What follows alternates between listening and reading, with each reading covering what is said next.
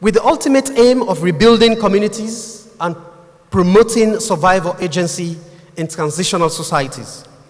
We have two major programs that we currently undertake, and we engage primarily in sub-granting in the continent. Our goal as an organization is to rebuild and reactivate survival agency in transitional and reparative justice processes in Africa. We're very proud and grateful recipients of the time-bound Equitable Recovery Grant from MacArthur Foundation under the racial justice field. We are co-hosting this Grand Summit as part of the time-specific grant to advance, among other things, reparative justice and racial healing through a transcontinental approach. This is in alignment with the aspirations of a united and bold agenda for racial justice, for truth and accountability, and for healing. Ladies and gentlemen, I therefore need not overstate the enormous task that lies ahead of us in the coming days. In the next few days, we will engage in cross-continental dialogues with the hopes of co-creating a shared vision and collective capacity for reparative justice and racial healing for Africans and for all people of African descent. As the Honorable Marcus Mosiah Garvey once said, we are here as one people, one nation, but with one destiny. We believe that singular voices could be loud, but they may not necessarily be heard. We also believe that we need to get organized and be able to compel others to listen to our demands and respect our calls. At the ATJLF, we see this summit as a continuum of the various initiatives and conversations that have been taking place around the world on reparations for the transatlantic slave trade, slavery, and the enduring consequences of colonialism. We strongly believe that this gathering of activists, advocates, academics, and campaigners will serve as a chance to leverage on existing initiatives, amplify the work that is being done, and illuminate opportunities that will help in harnessing various interests and aspirations. I would therefore like to welcome and use this platform to inform you all that the ATJLF is committed and ready to lead this conversation from the continent. This is because we believe, again, invoking the spirit of Marcus Garvey, that no race, no people, no nation has ever been freed through cowardice, through cringing, through bowing and scraping. But all that has been achieved to the glory of mankind and to the glory and honor of races and nations was through the determination and efforts of those who lead and those who led. Distinguished guests, delegates, let me remind you all that we are at the edge of making history. Let us commit to ensuring that at the end of this summit, we have created something profound and momentous. Let us utilize our lived experiences as Black people and people of African descent to co-develop and co-produce the Accra Declaration on Reparations and Racial Healing. We are also not oblivious of the task that lies ahead. But as Ghana's foremost president and Pan-Africanist and the forebearer of our modern Pan-Africanism, Kwame Nkrumah, once said, the task ahead is indeed heavy and great. And heavy is the responsibility, and yet it is a noble and glorious challenge. A challenge which calls for the courage to dream, the courage to believe, the courage to dare, the courage to do, the courage to envision, the courage to fight, the courage to work, and the courage to achieve the highest excellence and the fullest greatness of man. Dare we ask for more? Let me end by thanking you for coming to Ghana and to continue this conversation that we have started in different parts of the world.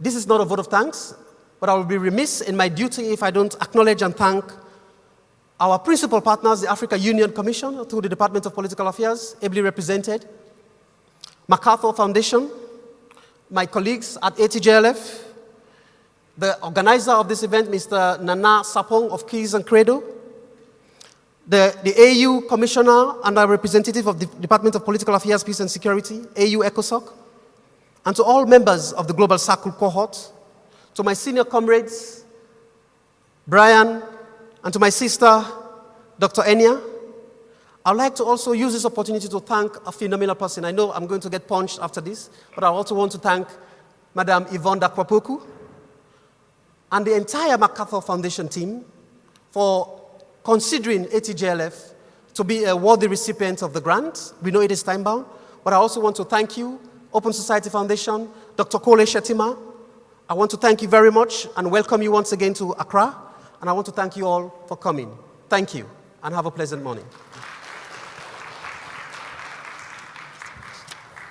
Thank you. Thank you so much, Mahmoud, for your leadership and for opening up this conference with your remarks. We have just a few statements from some of the partners that were mentioned who have helped to make this event possible. We felt that it was important to hear statements of solidarity, that this is a collective effort, it is a collective endeavor. And to that end, we have just a few brief statements from some of our partners. I would like to call up first Ms. Crystal Jackson from the Africa America Institute.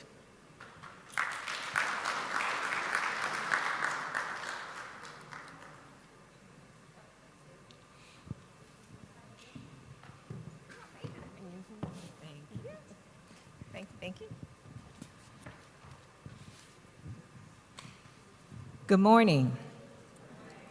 Distinguished heads of state, members of the diplomatic corps, government officials, representatives of the John D. and Catherine T. MacArthur Foundation, other philanthropic foundation representatives, and every person assembled here, whether African-born or a member of the worldwide African diaspora. I have the great privilege and honor of bringing you warm greetings on behalf of the Africa America Institute, best known to many simply as AAI. Our co-hosting partnership with the African Union, the Africa Transnational Justice Legacy Fund, and Global Black builds on AAI's 70-year track record of working to strengthen Pan-Africanism in its broadest sense. AAI strives to transform the way Africa and its worldwide diaspora are understood by spreading knowledge and advancing education, and in so doing, we aspire to enrich the social fabric of humanity. As I'm sure it's true for many of you, for me to participate in this gathering, it has meaningful symbolic and deeply personal significance. It is an act of returning home and evoking the countless numbers of African ancestors who journeyed across the Atlantic from Africa to North America for over half a millennium. I hail from Texas, the second largest state in the United States territory that was once colonized by Spain. So with deep humility, I ask you to join me in commemorating Estebanico, one of those lesser-known African ancestors who traveled across my home state long before it even existed.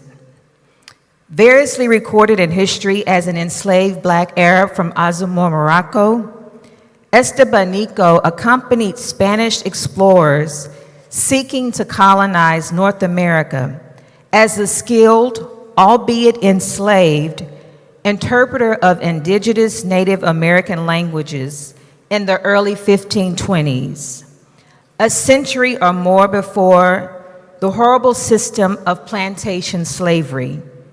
The state of Texas and the United States were established. But even as we invoke the spirit of Estebanico, along with so many other ancestors remembered and forgotten, consistent with AAI's founding vision and mission, I want to also urge we never lose sight of that Africa's rich history does not begin with colonization and the enslavement or any other form of European domination. As AAI's late co-founder, William Leo Hansberry, the Mississippi-born Black American scholar of African antiquity, maintained throughout his life's work, we must carry forward the knowledge that Greek and Roman antecedents of European history were shaped and influenced by ancient Egyptians, who in turn drew inspiration from the dark-skinned people south of Sahara, whom Homer and other ancient Greek scholars referred to as Ethiopians. Therefore, it is fitting that I close these remarks by sharing a poem that captures both the imperative to recover Africa's rich ancient past, as envisioned by AAI's co-founders, and our collective African and African diasporan resistance to domination, as advanced by today's call for reparations. The poem, called Images of Africa at Century's End, was penned in 2017 by Ama Ata Adu, one of Ghana's literary geniuses and national treasures.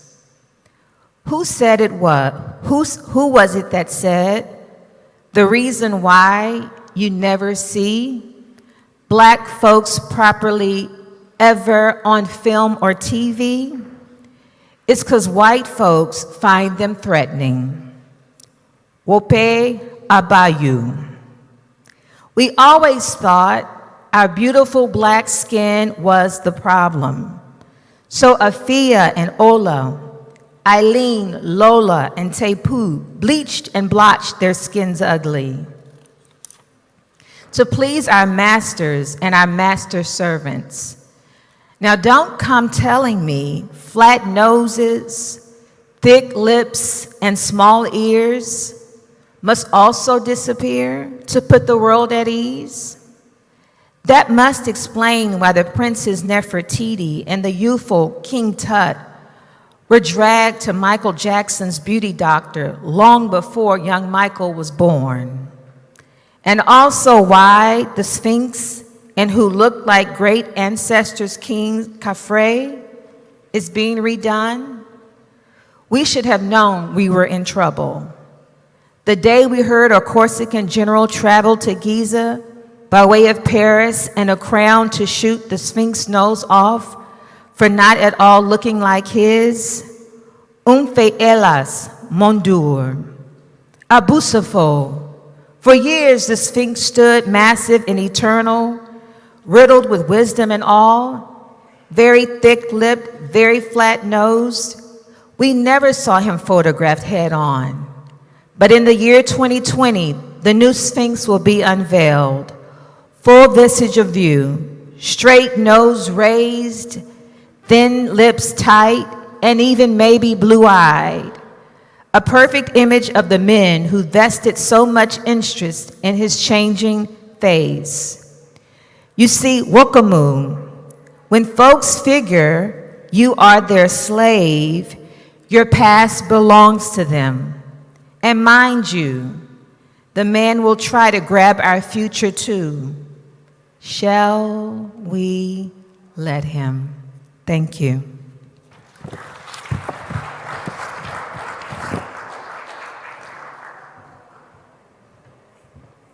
Thank you so much.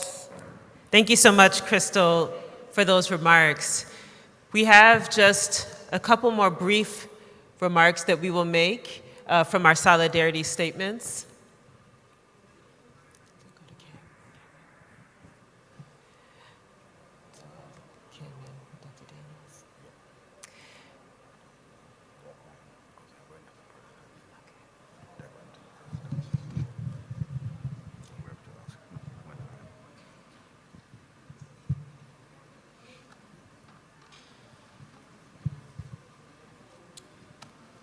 So what we're going to do is change the program slightly because we have a situation that we cannot control.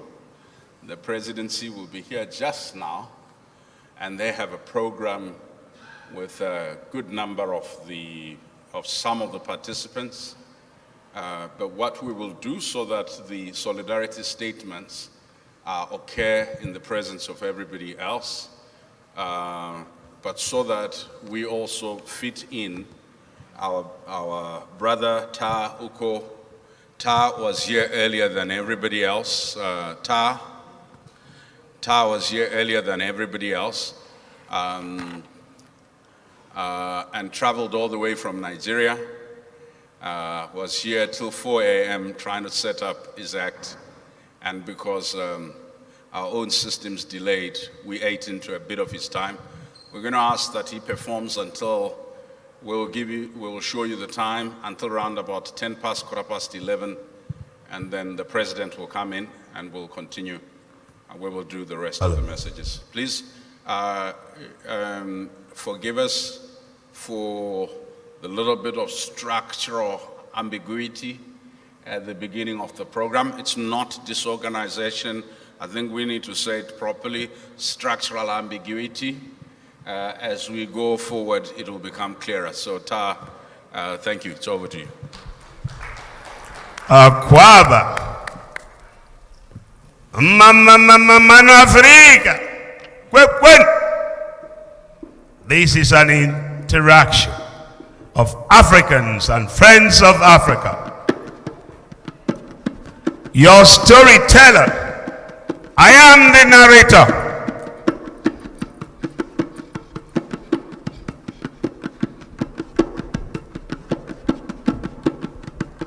In Africa, the narrator is the historian, the custodian of his people. He tells you, or she tells you, your story. Your umbilical cord tied to the earth. That is the narrator. Here is Mother Africa. Some don't understand. They say in Africa they have idols and shrines. All religions preach from shrines. The Buddhists, the Christians, the Muslims, the Shintoists, the Taoists. In Africa, we pay homage to womanhood. Greetings to African womanhood. Greetings to women in the house. May I have applause for women in the house? To women. I am the narrator. The child of a woman, born of a woman. When they see the sign of motherhood, what we see is fecundity, fertility, greatness, kindness, humaneness. That is the African woman. That is why we see colors of ancestors here. These represent our ancestors. They are not effigies. They are like the fauna and flora created by the Almighty. Eledumare, the deities, they are not idols. They tell you of your history, like the forest, the trees and the plants, the fauna and flora of greatness. That is your history. I am the narrator. I'm the storyteller who captures the earth and brings it to you. Ah, this is the earth. This Africa, that is my Africa. May I hear my music? My name, they call me Comrade Ta. But my mother called me, Africa called me, still calls me Mambisa. Who is the Mambisa? The narrator, the wise one, who tells you your story. The narrator, when he comes to the temple, to the mound of the ancestors, he must pay homage. I pay homage to womanhood, African womanhood. Mariam Makeba, my godmother, she's in heaven. the great Queen Mzinga, who was a Mambisa. When the Portuguese slave traders came to Angola and the Congo and they met Queen Mzinga, they sat on the ground and shivered and said, "Oh, the Pope of Rome told us to be careful when you go to Africa and catch the slaves for me. Be careful." The chant of the Mambi. Be careful of the women called Mzinga. One was called Queen Makeda of Saba, Queen of Sheba. In the Bible, Jesus Christ called her the woman of the South. She was so humble, the greatest empress that ever ruled in this world, from Asia, from India. The kingdom of Saba, the empire of Saba, sent professors to go to preach and train and teach Sabian history. Queen Makeda of Saba. In the Quran, they call her Bilqis. She went to see King Solomon. And when Solomon saw the beauty of African womanhood, it is said secretly, King Solomon fainted. The king fainted. And they thought it was something that Queen Makeda brought. And when the king revived King Solomon, what did he say? Never in my life did I see such creation and beauty of the great one, the Almighty. This is woman, Queen Makeda of Saba. Can we give applause for Queen Makeda of Saba? Know your history, Africa. Every people have their history. Every nation has its history. This history is not mystery. Every people who have their nation, they have their history. It's not a mystery. Like a river has its source, Africa, you have a history. You must know your history. Whatever you teach the children today, that's what they will know tomorrow. When I come to the mound of the ancestors, it is to know myself. Africa, know thyself. Because if you don't know yourself, without your culture, everything is lost. Some will say, the Queen Mother, there's nowhere in the world that respects womanhood like Africa. From mama's breast, the child is suckled. The child is weaned. The father supports the mother. And then civilization grows and grows. Africa is love. And as you read your history, you transmit the history to your children. And from your children to other children, to other children, from generation to generation. This is a chant from Cuba, when Africans in slave plantations, when they start to feel home about Africa, they chant. It is called Baraswayo. They remember, River, River Congo, water carry me go. Oh Congo, River Congo, River Volta, River Carmingo, oh, oh, oh, River Congo, Baraswayo, Echodara, Omonyana wana mama Kenya, Rawoyo, Baraswayo, Echodara, Umunyana wanamama Kenya rawo iyo. You see, from Ashanti land, slaves were taken to Kua. They are Bakwa slaves from Nigeria, the Igbos from Nigeria, the Bakongo from the Congo.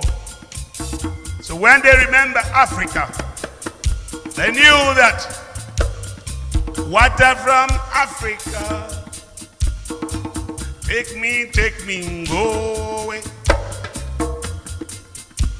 Across the ocean waves,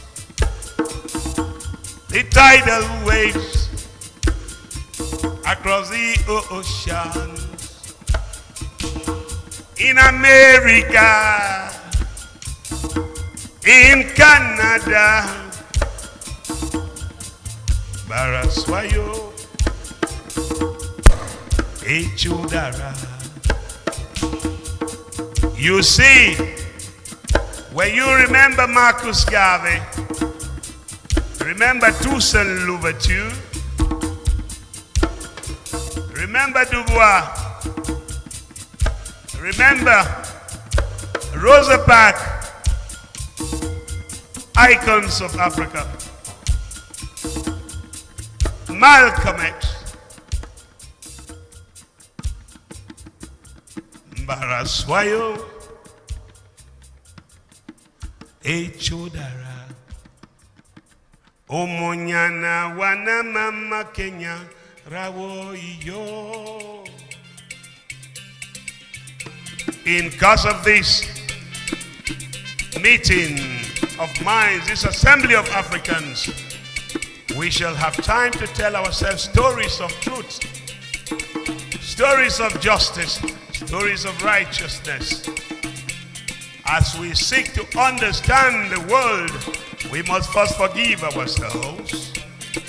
If we don't forgive ourselves, how can we forgive others?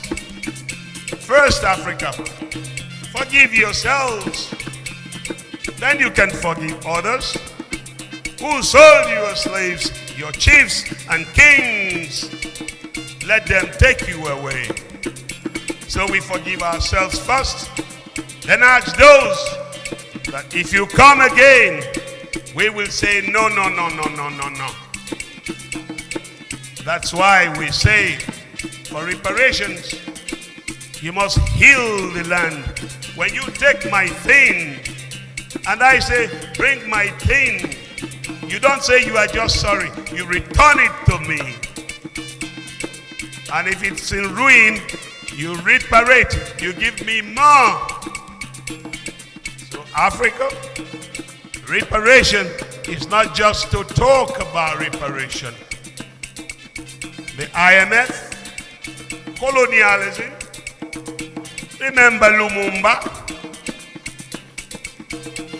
Nelson Mandela, Eduardo Mondlane, Sekou Toure, Abdelgamal Nasser,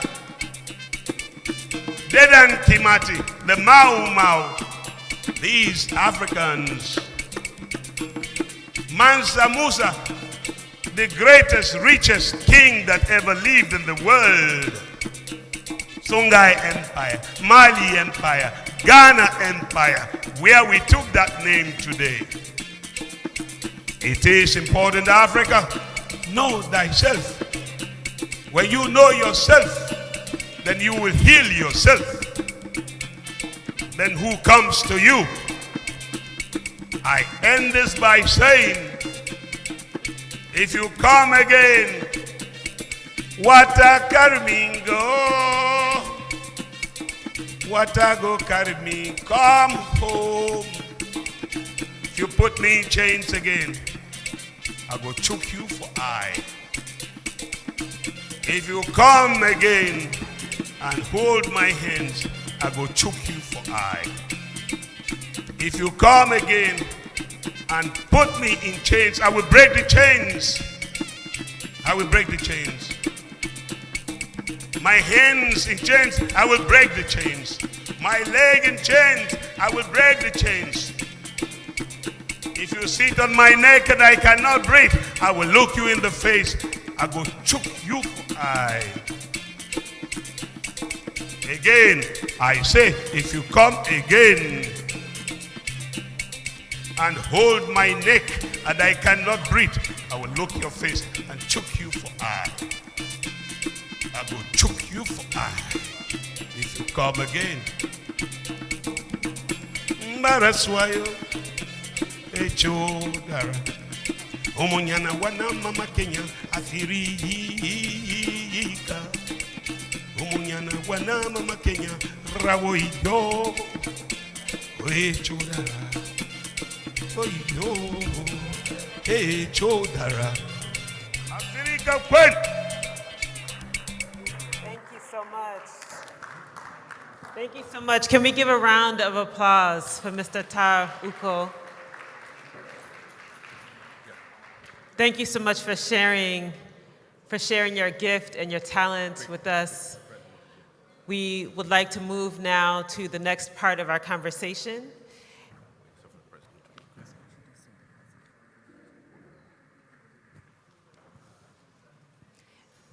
Ladies and gentlemen, please let's rise up for His Excellency the President. Let's give him a pom-pom as he comes in.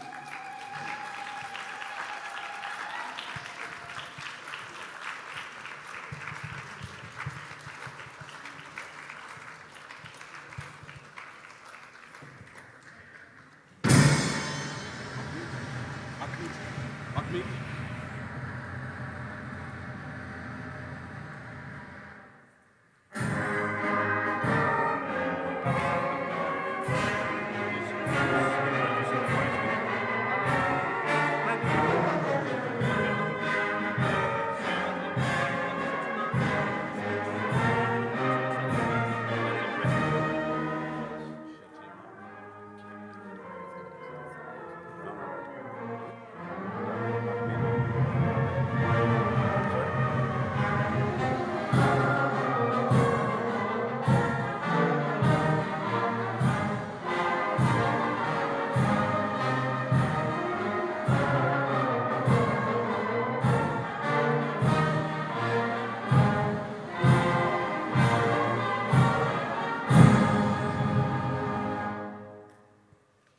Thank you.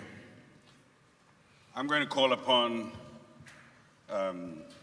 Dr. Shetima from MacArthur Foundation to make a short statement, and then soon after Dr. Shetima, we're going to call upon the representative of the AU Commissioner for Political Affairs, Peace and Security, Ambassador Salah Mahmoud, and afterwards Mahmoud will come in and introduce His Excellency, and we'll go on. Thank you, Dr. Shetima. Thank you, Brian. His Excellency, the President of the Republic of Ghana, Nana Akufo-Addo, other Excellencies present, distinguished ladies and gentlemen. It is a honor and a privilege on behalf of the MacArthur Foundation to welcome Excellencies, distinguished guests, brothers, sisters, and comrades from the continent and the diaspora to this epoch making. Particularly, I want to welcome and salute His Excellency, the President of the Republic of Ghana, Nana Akufo-Addo, for taking his time to honor our invitation, despite a very crowded schedule. His Excellency, your presence speaks louder than words of your commitment, passion, and dedication to the cause of Black people.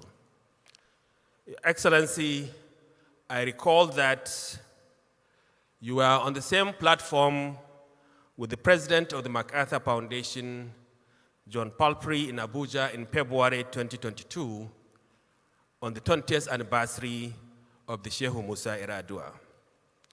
I also want to salute His Excellency, the former President of the Republic of Ghana, John Akufo, who is also ably represented. I recall His Excellency Nana Akufo was talking about how 20 years ago, the former President of Ghana opened the Shehu Musa Yar'Adua, and he had the opportunity to be in Abuja to mark the 20th anniversary of the Shehu Musa Yar'Adua. We couldn't have been in any place other than Ghana for this summit, the birthplace of Pan-Africanism and, of course, of Kwame Nkrumah. The Accra Reparations and Racial Healing Summit seeks to offer a space for people of African descent to engage in productive discussions on the structural and systemic legacies of transatlantic slave trade and systems of enslavement, colonialism, imperialism, and anti-Black racism around the world. This convening will focus on two broad strands: reparatory justice and racial healing.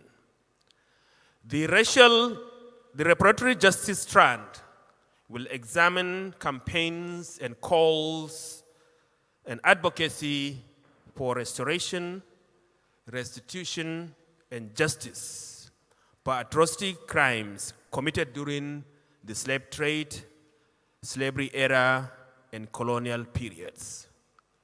The second strand of this conversation will focus on racial healing, which include building bridges between and within the global Black diaspora, interrogating the legacy and consequences of the slave trade and colonialism, and charting a pathway to perpetrators of these harms and crimes to acknowledge and take responsibility for the legacies of the harms inflicted and crimes committed.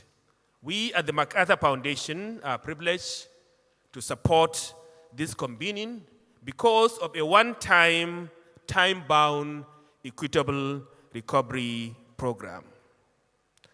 To this end, we are pleased to be able to say that we are the principal funder of this crucial conversation and gathering in Accra. As institutional allies of this work and this issue, we believe that philanthropy must not shy away from uncomfortable reflection and difficult conversations such as the one we expect to see and hear in coming days of this summit. I want to conclude by once again thanking His Excellency for his presence and also for the opportunity given to the MacArthur Foundation to support this noble summit. I also want to thank the co-host, the African Union Commission, the Africa Transitional Justice Legacy Fund, the Africa America Institute, and the Global Black for what certainly will be a rewarding event. Thank you very much.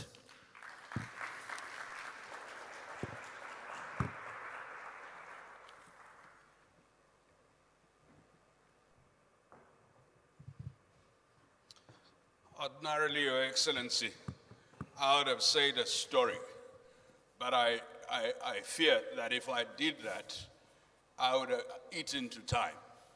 But I'll spare the story for another day. As a son-in-law of Ghana, there might be more dowry added to me.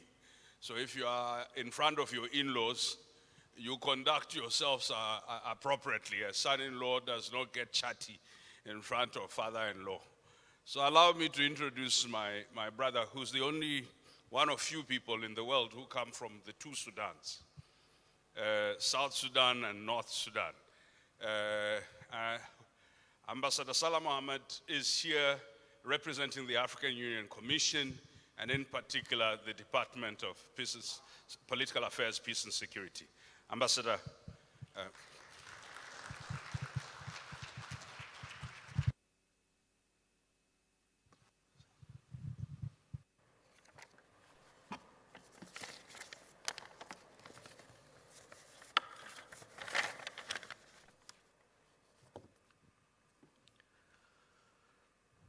Your Excellency, Dr. Nana Akufo-Addo, President of the Republic of Ghana,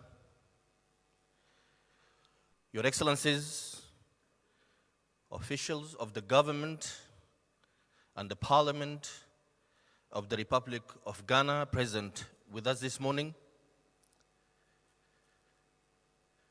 Your Excellency, Mr. Thomas Kwati Kwesi, former Deputy Chairperson of the African Union Commission,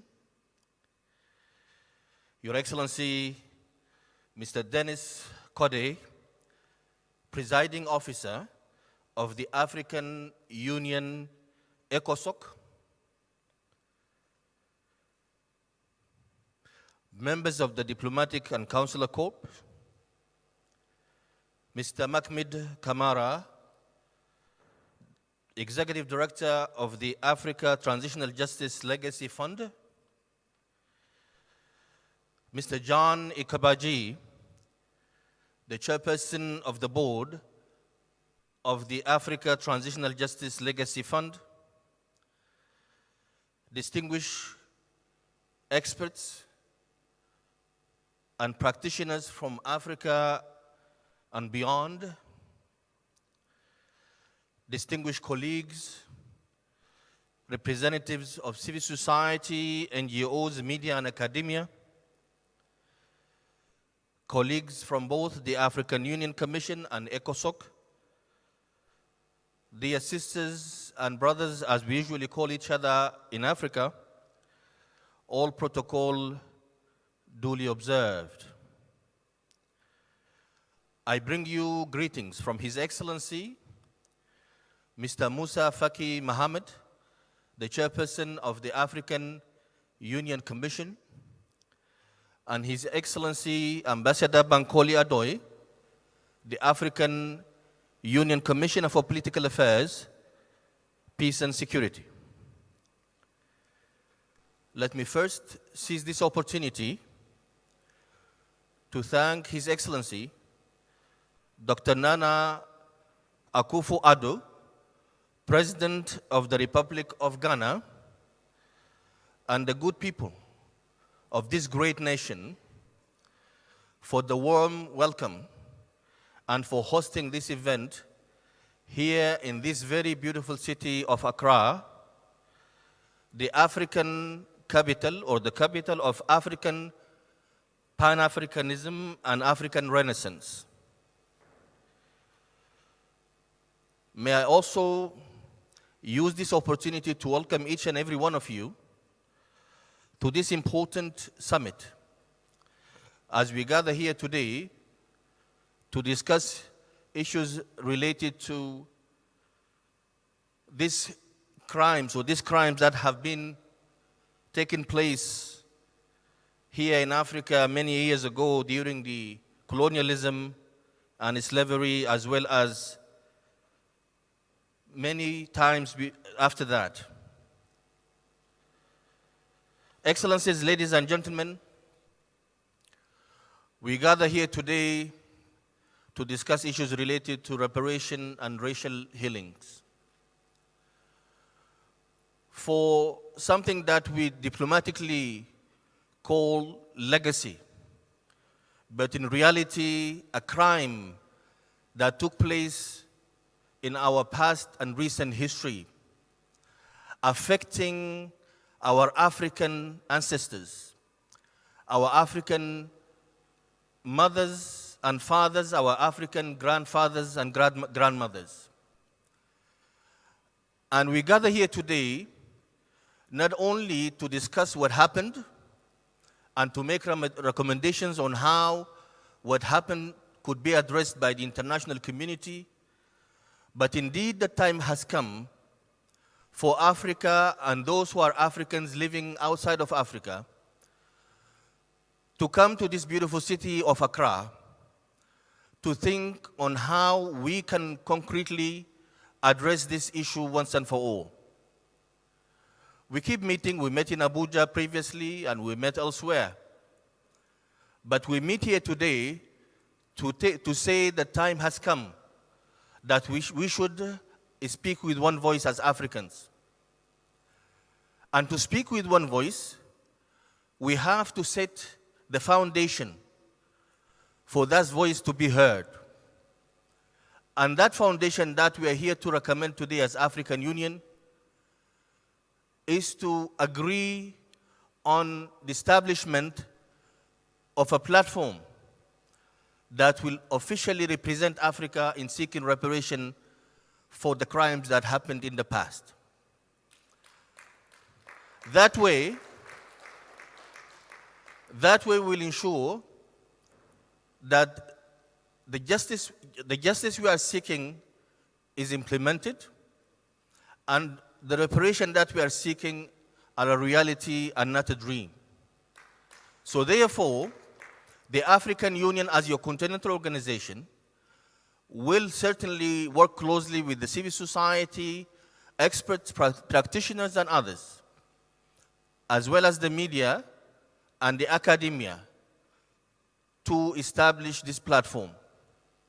And we hope that the deliberations that will emerge or take place within the next few days will emerge at the end with an outcome statement that will be called the Accra Declaration, calling for the Africans to be united and for the African people in Africa and elsewhere to unite and to speak with one voice.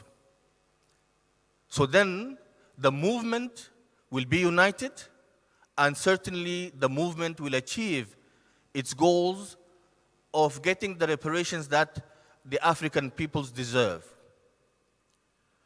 We have witnessed in the last few weeks the visit of the Pope of the Vatican to Canada to apologize publicly to the Canadian owners of the land. That's how I call them. To apologize for crimes that happened in the schools that are run by the Roman Catholic in Canada. The African people deserve similar apology from the colonial power. The African people deserve an apology from the colonial power, not because our kids were tortured in schools, but because our ancestors were enslaved and taken against their will to live elsewhere out of our African continent. Not only that, but our mineral resources, natural resources, were subjected to also be taken away against our will as African people. So therefore, the time has come for the international community, for those who were part of the colonial power, to apologize to the African continent and to the African people. And I hope today, from this room, from this beautiful city of Accra, our voices will be united in that call, calling for an apology and calling for reparation and racial healings.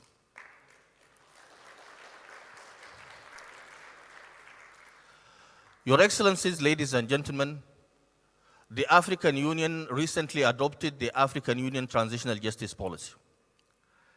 It's a policy that is related to what we are talking and what we will be discussing in the next few days. I invite each and every one of you to visit the African Union website to have a glimpse on this very important policy.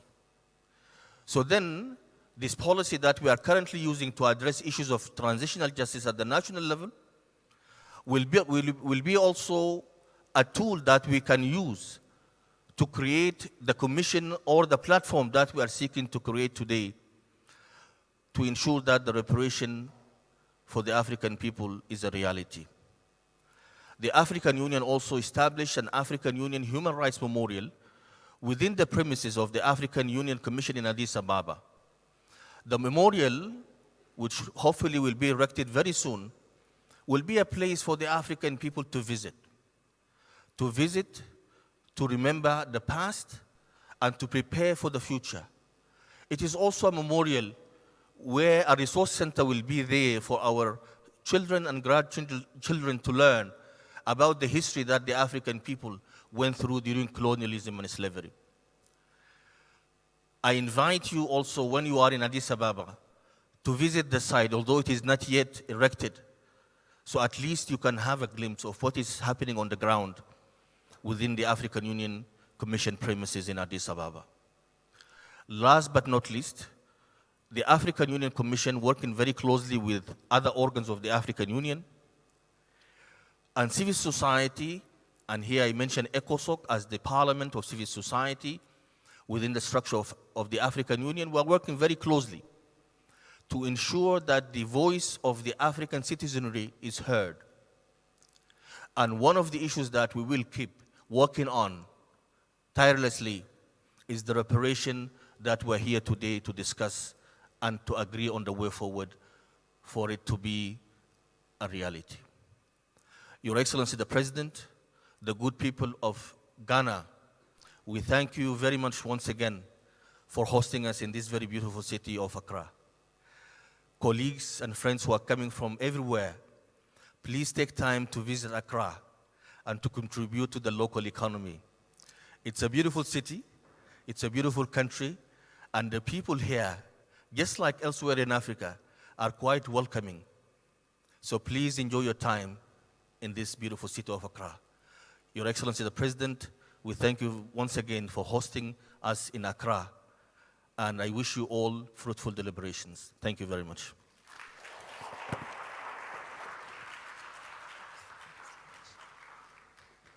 Thank you so much, Ambassador. We have now reached the critical moment of this convening, and I would like to introduce or reintroduce to all of you, to introduce His Excellency, the Executive Director of the Africa Transitional Justice Legacy Fund, who is also co-hosting this event, Mr. Mahmoud Kamara.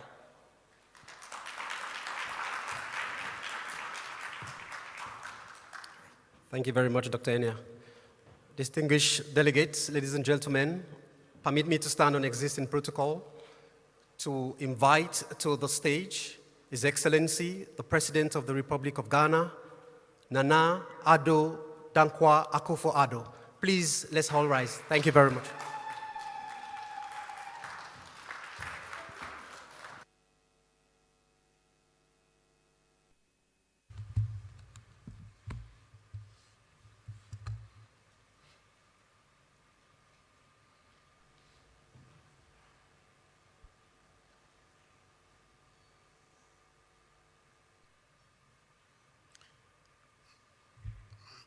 Director of the Office of Diasporan Affairs at the Presidency, representative of the Chairperson of the African Union Commission, the President and CEO of the Africa-America Institute, Africa Director of the MacArthur Foundation, Director of the Africa Transitional Justice Legacy Fund, representative of Global Black, representatives of Global Circle, members of the Diplomatic Corps, fellow Africans, ladies and gentlemen. I thank the organizers, the Africa-America Institute, the African Union Commission, the MacArthur Foundation, the Africa Transitional Justice Legacy Fund, the Office of Diaspora Affairs at the Presidency of Ghana for this initiative, bringing together under one roof this distinguished audience from all spheres of life and from all over the world to participate in this summit with its rich agenda and to deliberate on its important theme. I extend a hearty akwaba, a word of welcome to all of you who have come from beyond our shores to our vibrant city of Accra, capital of Ghana, to join us on this critical occasion. You are most welcome amongst the people who pride themselves on their sense of hospitality. All of us at this gathering are agreed that never again should the black person allow him or herself to be subjected to the dehumanizing conditions of slavery. The barbaric and inhumane transatlantic slave trade, in whatever form, should never be repeated. Never again should the African peoples be described as, quote, indentured servants or, quote, apprentices for life. Ladies and gentlemen, it began with some 20 slaves from West Africa being forcibly sent to the Commonwealth of Virginia in what was to become the United States of America. It was the first of 36,000 voyages to and from the continent, which resulted in 20 million Africans from Central and West Africa being sold into slavery in the Americas and the Caribbean. We are also told that 10% of this number, that is 2 million Africans, lost their lives en route to their destinations, with the Atlantic Ocean serving as their final resting places.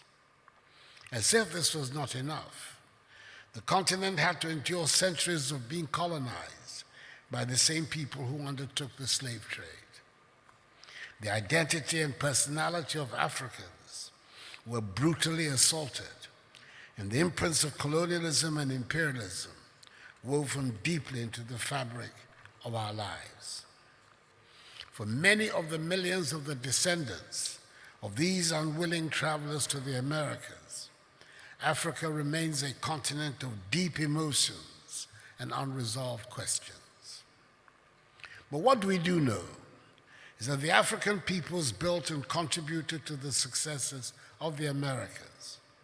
And even though they did not willingly make the journeys in the 200 years of the slave trade, once there, they were and have been an integral part of the success in their new homes, even though they have not benefited nearly as much as they should have from their toil. Ghana recognizes her unique position as the location for 75% of the slave dungeons built on the west coast of Africa, through which the slaves were transported. Not only do we have a responsibility to extend a hand of welcome back home to Africans in the diaspora, just as we did in 2019 during the Year of Return, we believe the calls for reparations to Africa are just. The effects of the slave trade have been devastating to the continent and to the African diaspora. The entire period of slavery meant that our progress, economically, culturally, and psychologically, was stifled. There are legions of stories of families who were torn apart, fathers who went out to fish or farm, never returned, boys who went out to play and were taken, never came back, daughters who went to fetch water, never saw their parents again. You cannot quantify the effects of such tragedies, but they need to be recognized. Africa and her peoples lost out tremendously in that period, and its ripple effects are still being felt right till this very day. Ladies and gentlemen, reparations for Africa and the African diaspora are long overdue. Predictably, the question of reparations becomes a debate only when it comes to Africa and Africans. When the British ended slavery, all the owners of enslaved stray Africans received reparations to the tune of 20 million pounds sterling, the equivalent today of 20 billion pounds sterling. But enslaved Africans themselves did not receive a penny. Likewise, in the United States, owners of slaves received $300 for every slave they owned. The slaves themselves received nothing. Take the case of Haiti, which had to pay reparations amounting to 21 billion United States dollars to French slaveholders in 1825 for the victory of the Great Haitian Revolution, the first in the Americas and the Caribbean, which freed the slaves. It was a payment made under duress that impoverished Haiti throughout the 19th century till today. Native Americans have received and continue to receive reparations.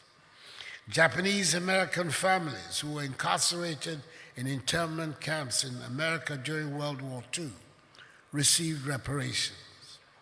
Jewish people, 6 million of whom perished in the concentration camps of Hitlerite Germany, received reparations, including homeland grants and support. So it is time for Africa, 20 million of whose sons and daughters had their freedoms curtailed and sold into slavery, also to receive reparations. No amount of money can restore the damage caused by the transatlantic slave trade and its consequences, which have spanned many centuries. But nevertheless, it is now time to revive and intensify the discussions about reparations for Africa. Indeed, the time is long overdue. I would ask respectfully that we should not overly concern ourselves at this summit with the modalities for the payment of reparations, but rather work to establish unequivocally, first, the justice in the call for reparations. We can then work out the modalities. And even before these discussions on reparations conclude, the entire continent of Africa deserves a formal apology from the European nations involved in the slave trade for the crimes and damage it has caused to the population, psyche, image, and character of the African the world over. The Caribbean community, CARICOM, has taken the lead in the reparations debate. And I would urge the African Union to engage with our kith and kin from the diaspora and form a united front to advance the cause of reparations. The discourse on reparations cannot succeed without emphasis on racial healing. We need to heal from the wrongs of the past in order to capitalize on the opportunities that await us in the future. Ladies and gentlemen, I believe the time has come to engage Africans in the diaspora and all persons of African descent more positively in areas of trade and investment cooperation, in skills and knowledge development. We must work together to change the African narrative, which is being characterized largely by a concentration on disease, hunger, poverty, and illegal mass migration.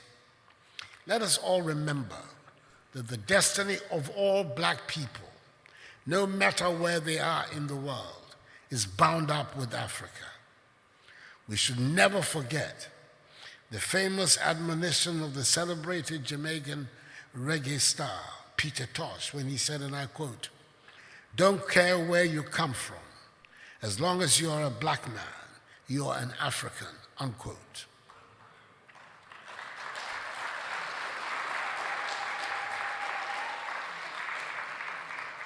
We must help make Africa the place for investment, progress, and prosperity, and not from where our youth flee in the hope of accessing the mirage of a better life in Europe or the Americas. We must do all we can to derive maximum dividends from our relations with the diaspora in mutually beneficial cooperation and as partners for shared growth and development. That is why I am excited about the holding of this summit, largely because of the renewed enthusiasm around building Africa together. So let us imbibe in ourselves a deep consciousness and understanding of the goals and history of the African peoples. The second half of the 20th century witnessed a great blow for human freedom and progress, when the African peoples, in the wake of Ghana's shining example, liberated themselves from the colonial and imperialist yoke and the racist ideology of apartheid, and emerged as free, independent peoples to construct new nations of hope and advancement. The first half of the 21st century should consolidate this development and see the growth of modern, prosperous, technologically advanced nations within a united Africa, which would make a reality of the dream of the 21st century as the African century and bring dignity and respect to black people all over the world. Once again, Akwaba, and I wish you a successful conference whose immediate outcome will be the Accra Declaration for Reparations and Racial Healing. May God bless Mother Africa, black people everywhere, and us all. And may God bless our homeland, Ghana, and make her great and strong. I thank you for your attention.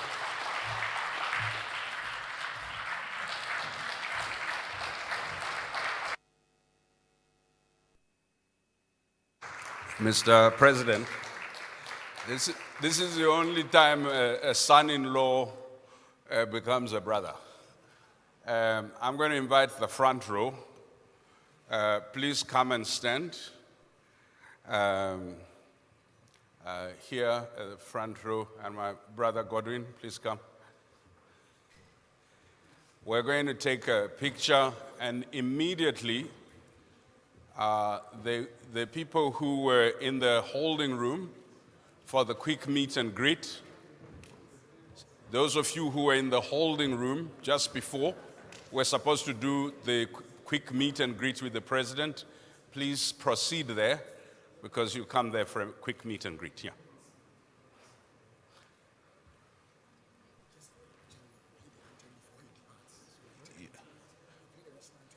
Okay. We're going to play the national anthem again before the departure. Mariam from the working group, please come and join us on the stage. And Mahmoud, you are the reason why we all are here. Please join. Mariam, please this way. No. The media has to be careful. The idea is not to take my stomach, okay? Is it?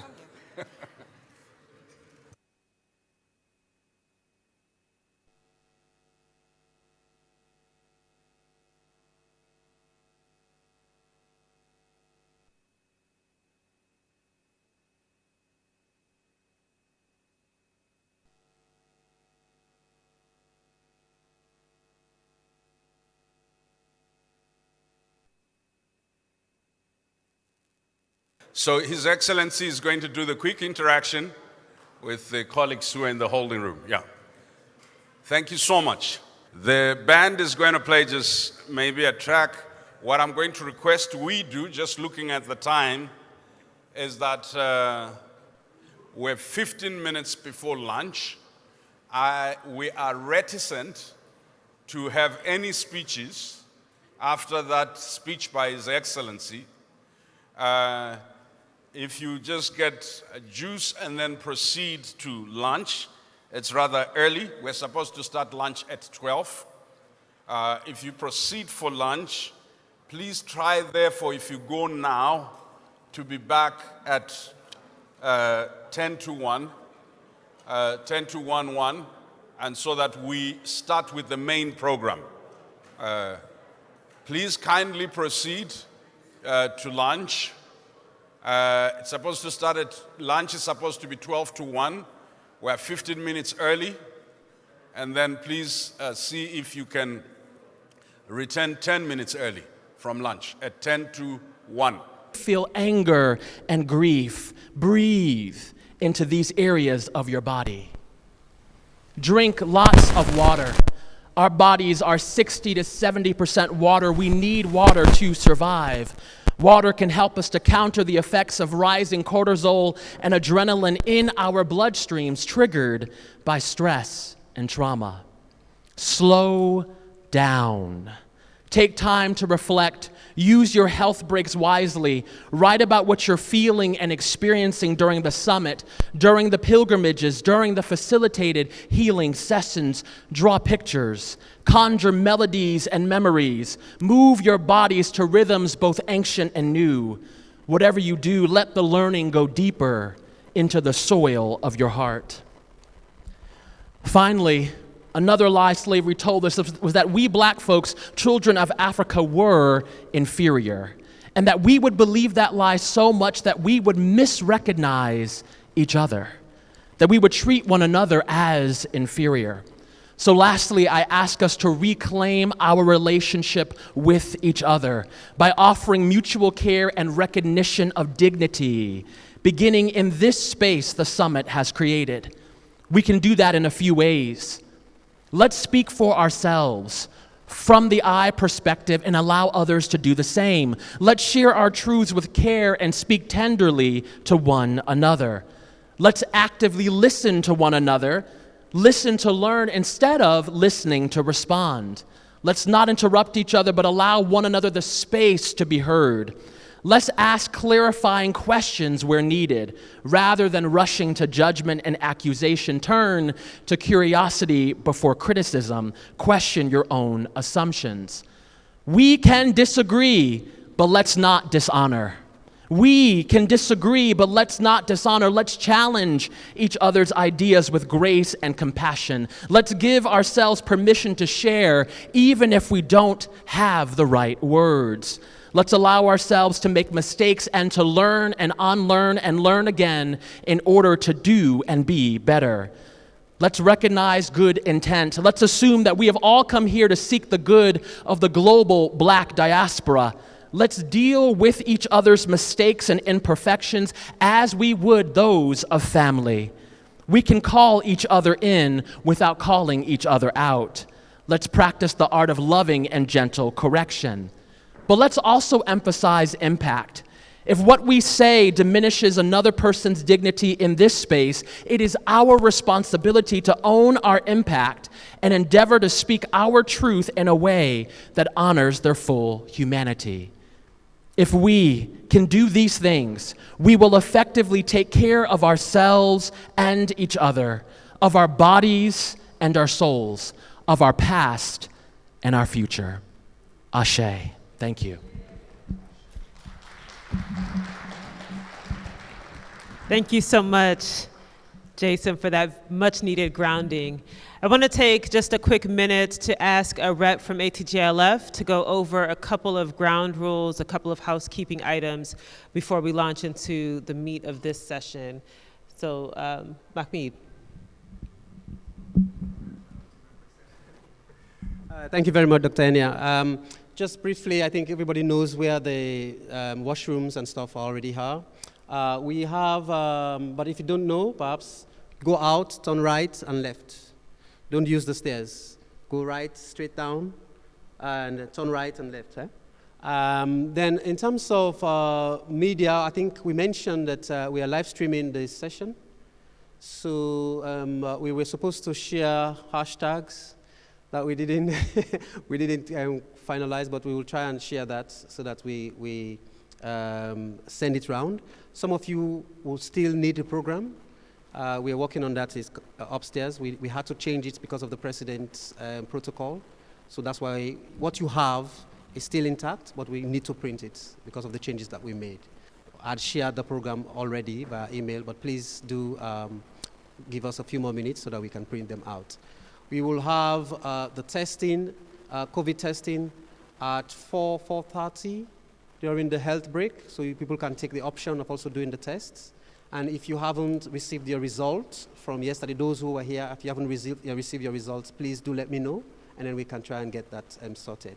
And then dinner will be outside of Kempinski. It will be out in East Legon. We'll have an armed escort. So if you see military and stuff, it is not because of anything. It's because they are escorting us to beat the traffic in the evening. And I think we did mention the attire, the dress code for the dinner.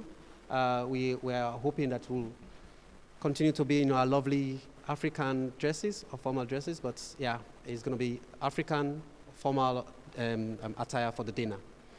I think those were the key things. If anything comes up, please do let us know. I'm around, and my team is also around. If anybody has any questions, do let us know, and we'll try and address them. Thank you. Thank you, Mahmoud. Nyamal, can you raise your hand Thank you. If you have specific questions about any of the next steps or any of the things that were just announced, if you can reach out to Nyamal, you can find her. She's easy to identify. And you can share your questions or your questions or inquiries with her as we move through the day. How are we feeling? Oh no. Oh no. No. Now, did we just eat? Did we just not hear from the president of Ghana talking about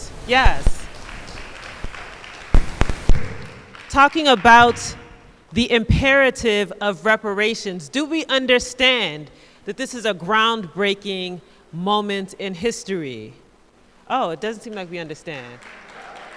Who understands that this is a groundbreaking moment in history? Yes, let's not forget why we're here. We didn't just come here because we wanted to come to Ghana. We didn't just come here because we got an invitation from Mahmoud and ATGLF. We didn't just come here because we happen to be on summer vacation and are looking for something to do before school starts. Unless that's why some of you are here. I don't think so.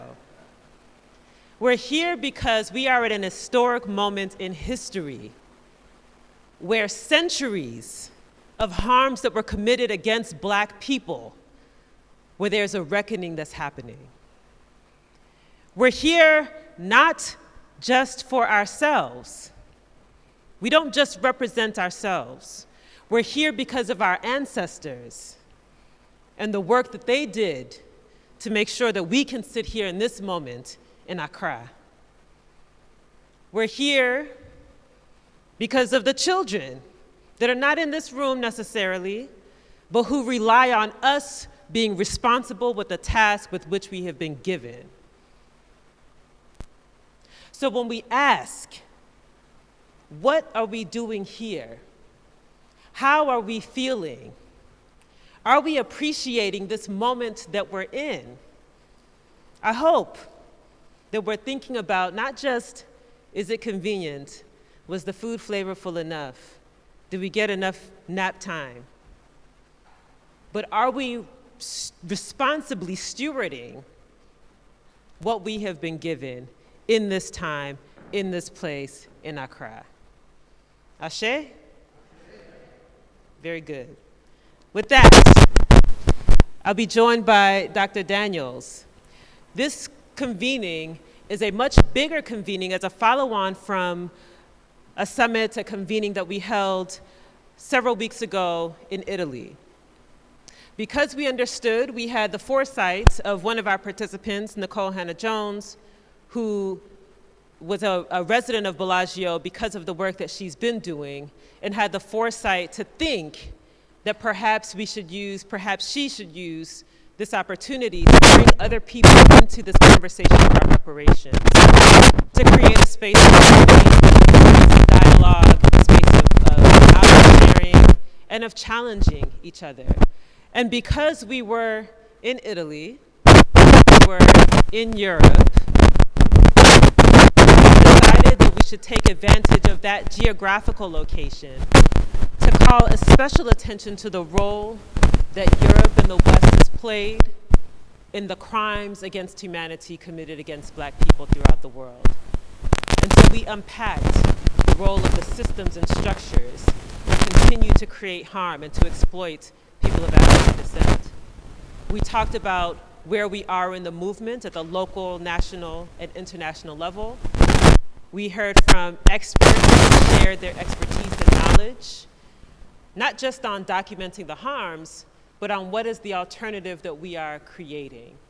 What systems do we build that reflect our values?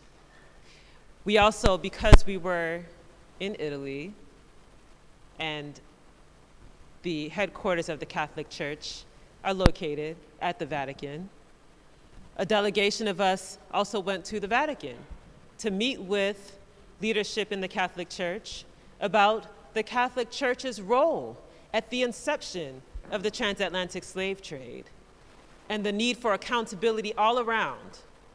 not just for governments and state actors, which we've already talked about, but the role of the church and what they must do as we talk about repair and as we talk about healing. And out of that week-long gathering in Italy, we came out with a number of key takeaways, which Dr. Daniels will be able to share, as many of those takeaways inform the discussion here and will inform our next steps beyond this conference. So with that, I'll hand it over to Dr. Daniels. Well, thank you very much. Of course, we've been improvising the program, so my notes for that are in my room and not with me. So I'm being challenged to do kuumba, creativity in that regard. First and foremost, I think it's very important to extend our profound appreciation again to Nikole Hannah-Jones for having the values and the thought to bring us to Bellagio. It was a very rich experience.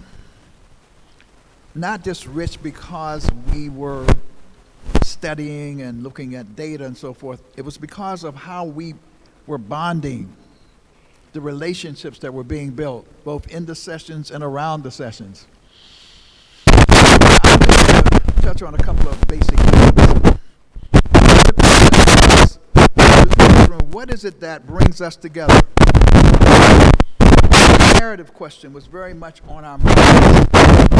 How can we build a global struggle for reparations and healing if we're from such different places and different experiences? And what we were able to discern is a positive and a negative. Starting with the negative, we are all connected whether we like it or not. And it was mentioned earlier, as Malcolm said, we all catch hell for the same reason. We catch hell because we're black. The oppressor, those who have inflicted the injury and harm, does not recognize whether we're from Haiti or from Mississippi.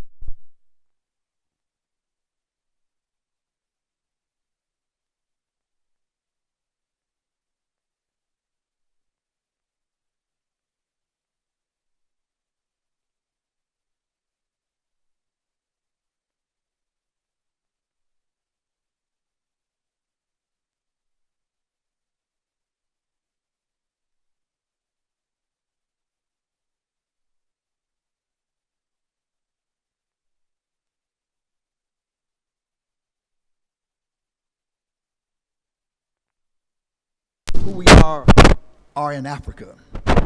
And sometimes we're not aware of it. Sometimes we have to that it has survived. It still lives and thrives within us. And so we came with the conclusion that we can come together. And we can look at how the harms occurred in different spaces and places in different forms, but nonetheless they occurred. And that we are charged with therefore repairing the injury. We also talked about the role of existing institutions. The president mentioned CARICOM. CARICOM, this is not starting from the beginning. CARICOM is already moving. The National African American Reparations Commission is already moving. The transitional fund that we're here gathered under the auspices is already moving. So we need to take inventory of what we have and also be able to solidify and move those entities forward. As Dr. Inya also pointed out, we took a deep look at these systems that oppress us. We needed a deep dive because we do not want to emulate that which in fact enslaved us in the first place. And she did a brilliant job of just unpacking the International Monetary Fund, the World Bank, all of these systems, all of them. And the important thing was that we commit ourselves to creating reparatives. And I had that in memory when I did my little statement. You notice I dropped that in there. Reparative. We are about building reparative systems. It is not just that it cannot in any way be reduced to a check or a little piece of grant. This is about changing the world, beginning with us. That we envision creating a new world based on a new set of values. Martin Luther King talked about it in 1968. He talked about a revolution of values. So that's what we're talking about as well. And in order to do that, we have to gather, as we're doing here, our brightest and best, not just academically, but in terms of experience, to share how it is that we're going to get this done in all of these different disciplines. The brain power that if Marcus Garvey had had the brain power we have now, we would have long since have achieved a global nationhood in terms of Africa being united. We talked about faith institutions, the role that they play. We talked about challenging the network of global philanthropy to play their role, following the example of the MacArthur Foundation, that they have a duty, first of all, to examine their own. I mean, this money doesn't come from somewhere. I mean, this money in a capitalist society, kind of has a way of having a little bit of on it. But that's all right. None of us are perfect. So we made that challenge. We talked about faith institutions. But we also talked about, and this is important, healing, which was referenced today as well. And I want to emphasize this because the wound of the transatlantic slave trade in two regards is critically important. We have to have an analysis of what happened in terms of the complicity or engagement of African nations and or ethnic groups in the enslavement of African people. We have to do that. But it has to be based on analysis, not just sentimentality. And then secondly, we have to have a process of healing, a real process of how do we overcome? What is the prescription for healing the wounds? And we must think about that. And we have people who are healers in the room who are thinking deeply about that. But the first point I have to emphasize, and I would say that Walter Rodney's How Europe Underdeveloped Africa offers a good analysis of us understanding what happened in history. And then finally, in the United States of America and perhaps elsewhere, we are facing a kind of anti-immigrationism, a kind of black nativism that's kind of grounded in, you may be black, but don't come over here and take our jobs, and don't come over here and take our professions, and all of those things, which in fact may be grounded in some reality in terms of African elite classes, in fact, being able to come to certain spaces and therefore have, dare I say, preferential treatment. We need to unpack that, because that cannot be the contradiction that sinks our ability to face the principal contradiction. But it will, in fact, fracture us if we do not confront it and heal it. And in that regard, it's particularly important for young people, the young generation of activists who are coming onto the scene, who feel that pain, who hear that narrative and therefore it needs to be addressed. The other part of it is the feeling of our African brothers and sisters who have come, who do contribute, who are a part of the community, and do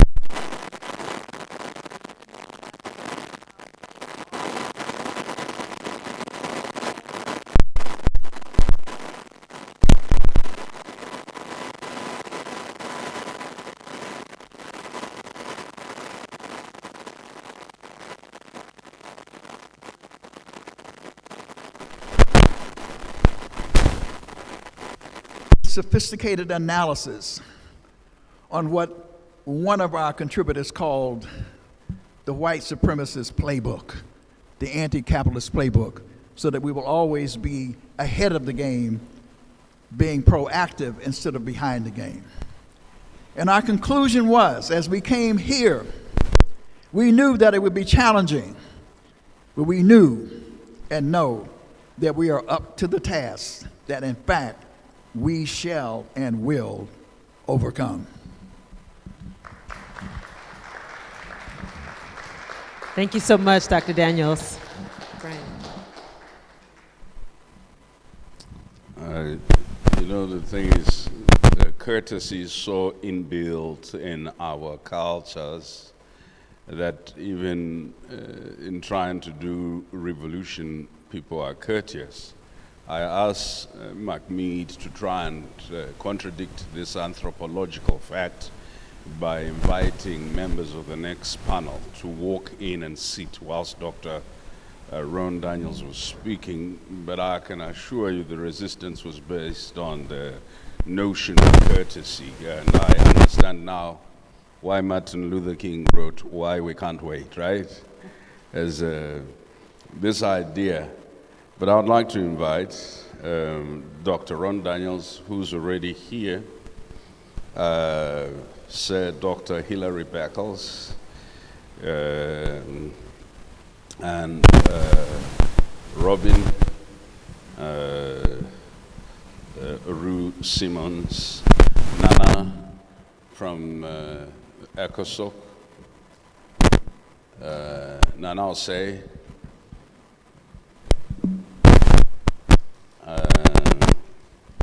Ambassador Kwesi Kwate,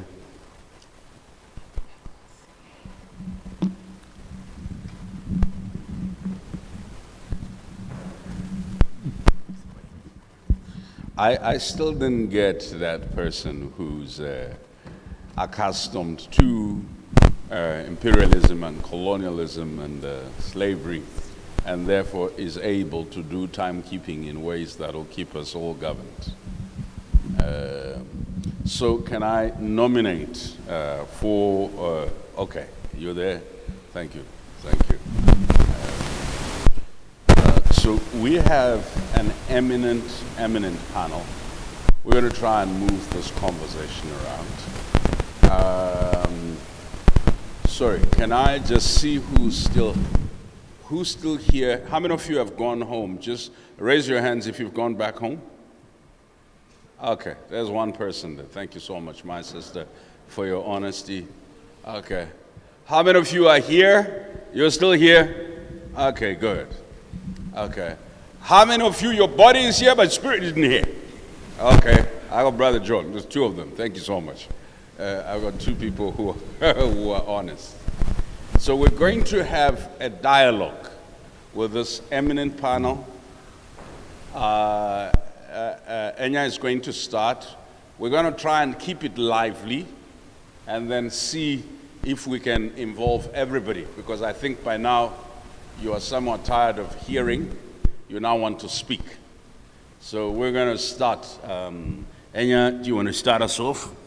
Absolutely. So we want to first give each of our panelists an opportunity to just introduce yourself and your work. It's just 1 or 2 minutes to tell the attendees about your work that you've been doing in the space, and then from there we'll launch into the dialogue. So I will start immediately to my left. If you can introduce yourself. Thank you. My name is Nana Osei. I am with the African Union Economic, Social and Cultural Council, AU ECOSOC. We are the organ of the AU that works on civil society participation. Part of the conversation that we have touches on the diaspora as well. And personally, before I was in this current role, I was working with the AU Commission in the Directorate of Citizens and Diaspora Organizations, where I'd had the opportunity to be involved in some of the conversations that had taken place, especially within the framework of the AU and CARICOM, in terms of trying to get some sort of institutional cooperation going around the issue of reparations. Yeah, thank you.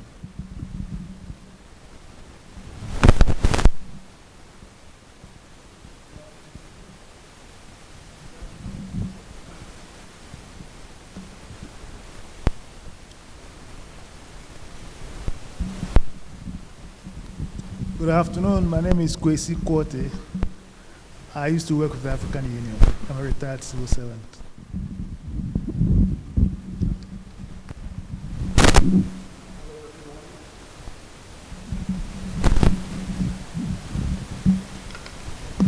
Very good afternoon, everyone.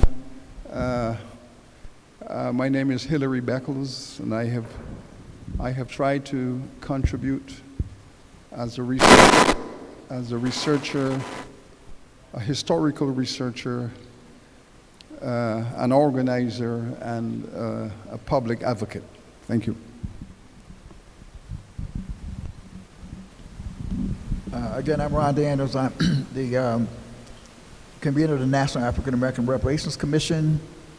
and it has as its mission popularizing a 10-point reparations program, advancing H.R. 40, working on local municipal reparations, as well as working on reparations with colleges, universities, corporations, and families.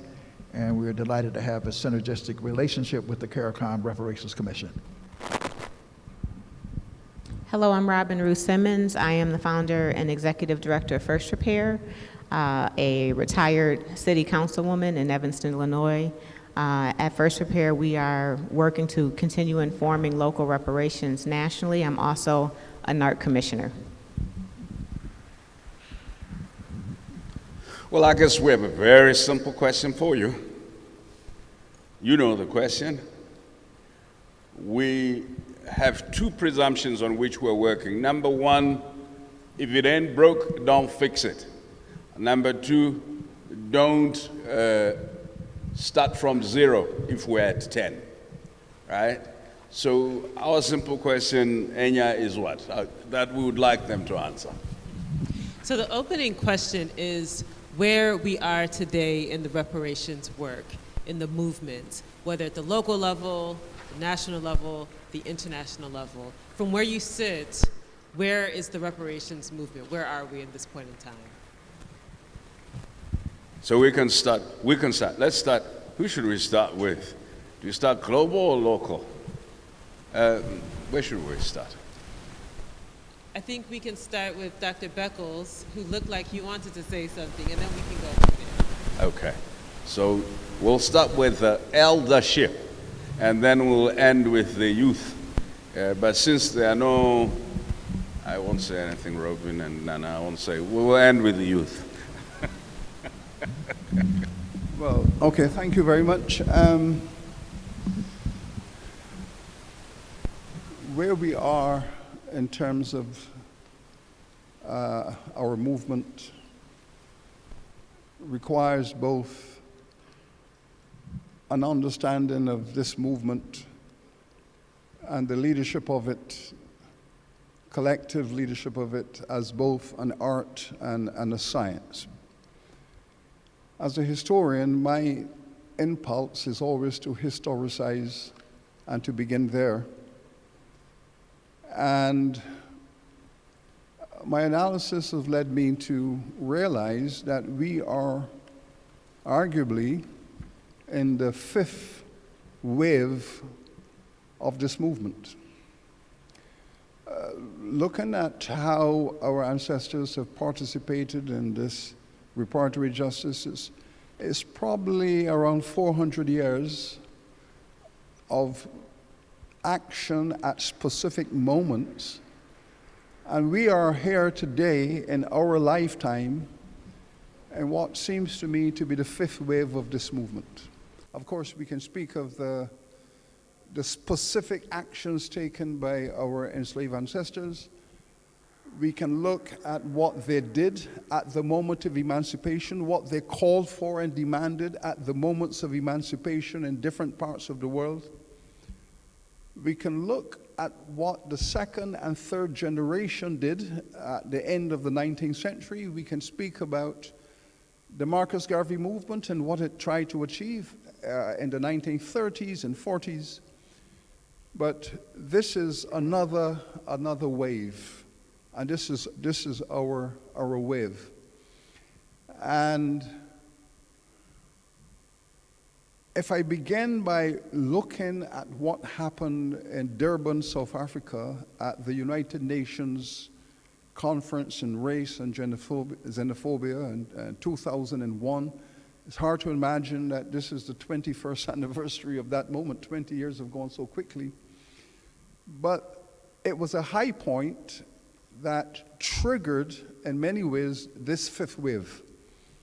And in Durban, what we saw was that Africa diaspora were united at the civil society level, because those of us who were in Durban participated in two very distinct fora. There was a civil society movement made up of the grassroots organizations, the NGOs, the academia, the trade unions, the church. All of those people came together, and there was commonality of consciousness across global Africa. I was in the other forum, the Intergovernment Forum, where all the governments were negotiating. And that forum, on the contrary, was very divisive, very painful. I was the coordinator of the Diaspora Caribbean grouping,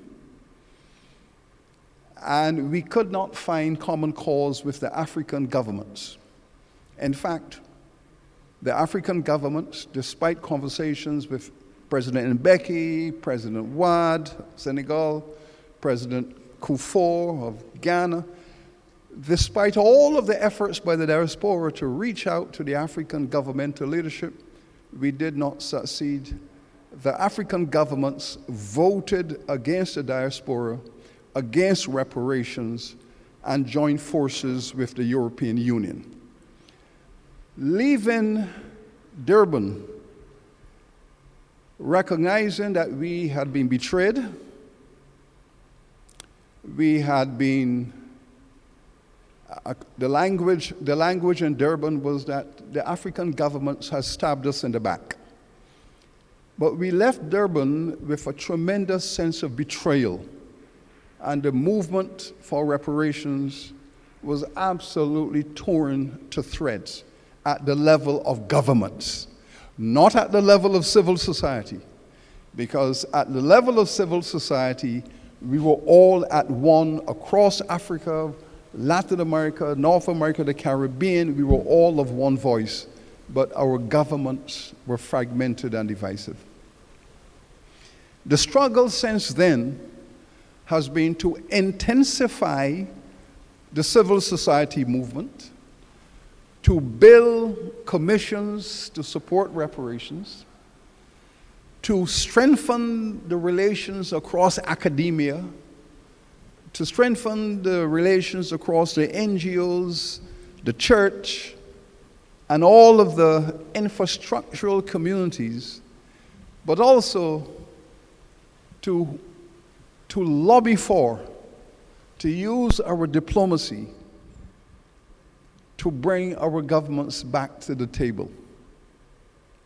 This has been the struggle for many of us since then, 21 years, to bring the governments of the Caribbean, of the United States, of Africa to the table. And what we have heard here this morning, the fact that we are here in an Africa summit, with global Africa coming together in a summit in Africa, this is what we have been fighting for 21 years. And to hear the president of Ghana affirming support for this movement. I remember when my brother here, when he was a senior diplomat in the African Union, and he realized that the wound that was opened in Durban was not healing. And he came to the Caribbean, he came to Jamaica, to Barbados and Guyana, using his diplomacy to heal this wound between the African governments and the Caribbean governments. Did a good job, and I want to thank him for his advocacy. I said to the president this morning, I said, well, you know, you were with us in the Caribbean a few months ago. And the message you gave here in Ghana is the message you gave in the Caribbean a few months ago. And he has positioned himself in the vanguard of the African governmental strategy to heal that wound that was opened 21 years ago in Durban. And now I believe that the global reparations movement is now on its way to bring in success to all of this. Because we, from a Caribbean perspective, we have had negotiations with all of the European governments. The Caribbean governments established a commission to lead that diplomacy. I was asked 5 years ago to chair that commission. We've met with the British government, the French government, the German government, the Dutch government, the Swiss, and all of them, and guess what? They all regret what they did. They have all issued statements of regret. The apology they said they cannot make because the apology will trigger a reparations summit such as this. We have called for a reparations summit, a global summit, to be attended by all of those governments that participated in this crime against humanity. All of the major corporations that participated, the big banks of England, you know them all on the high streets, the Barclays Bank, the Lloyds Bank, the Midlands Bank, the Royal Bank of Scotland, all of them that financed this trade, they have all issued statements of regret. Lloyds London, that insured all the slave ships, the biggest insurance company in the world, they have issued statements of regret. And so recently, a few weeks ago, the Church of England have issued another statement of regret because they have discovered, because they were told, that an endowment fund that was established in 1795 by the Church of England to build provincial churches across the country, that fund was seeded by an investment from the slave traders. That fund is now worth $2 billion in pounds in today's money, seeded by grants from the slave traders. And so the Archbishop of Canterbury has issued yet another statement of regret. But they all knew, and this is my final point, all of them, the governments of Europe, the multinational corporations, the banks, the insurance companies, all of them knew. They knew one thing, until the African governments come on board with this movement, they could continue to ignore the diaspora. And this has been their strategy from the very beginning. That the islands of the Caribbean might have a strong voice in the United Nations, an international arena. They might be out there speaking about reparations and publishing and researching. Even our colleagues in North America, Ron Daniels and his leadership of the U.S. Reparations Commission, those European governments knew that until the African governments come on board, all of our international voices they could ignore, because we do not have the financial and economic reach.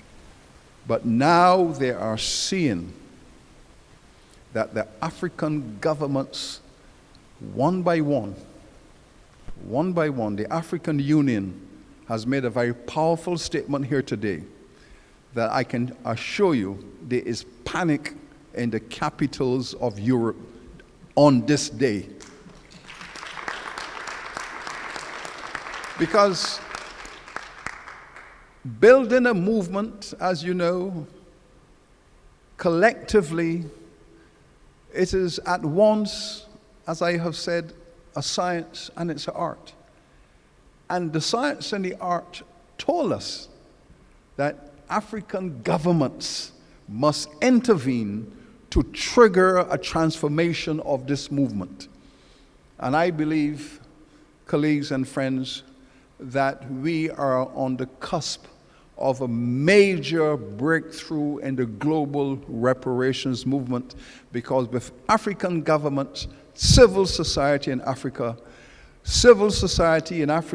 and beyond, in North America, Latin America, Asia, governments coming together, civil society, this transatlantic solidarity is what we have wanted for 200 years. We have wanted this from the very beginning. And here we are now on the cusp of what I call the fifth wave, and we have reached that moment. It is for all of you now and all of us to manage this moment, to skillfully, conscientiously manage this moment of our African governments coming on board. And I can tell you that in the Caribbean, civil society had been pushing for reparations for 200 years. For 200 years, civil society people had been talking about reparations. The emancipated were talking about it. The children of the emancipated were talking about it. And the Caribbean governments ignored those voices. It was only after Durban that Caribbean governments made that decision to come on board and join with their civil societies. So what has happened in the Caribbean 5 years ago is now happening here in Africa. It has happened in the United States because the Congressional Black Caucus, the American Reparations Commission, all of those grassroots groups have now got the attention of the American government. And they are in the Congress talking about HR 40 and reparations. We colleagues are in a good space at this time. We're in a good space. We have to be careful now. We have to be skillful. We have to continue to build the bonds of solidarity. We have to have one voice. But importantly, we cannot be reckless at this moment. We got a gift this morning from the President of Ghana. Let us take that, build upon it, and use it as a tool for the future. I thank you.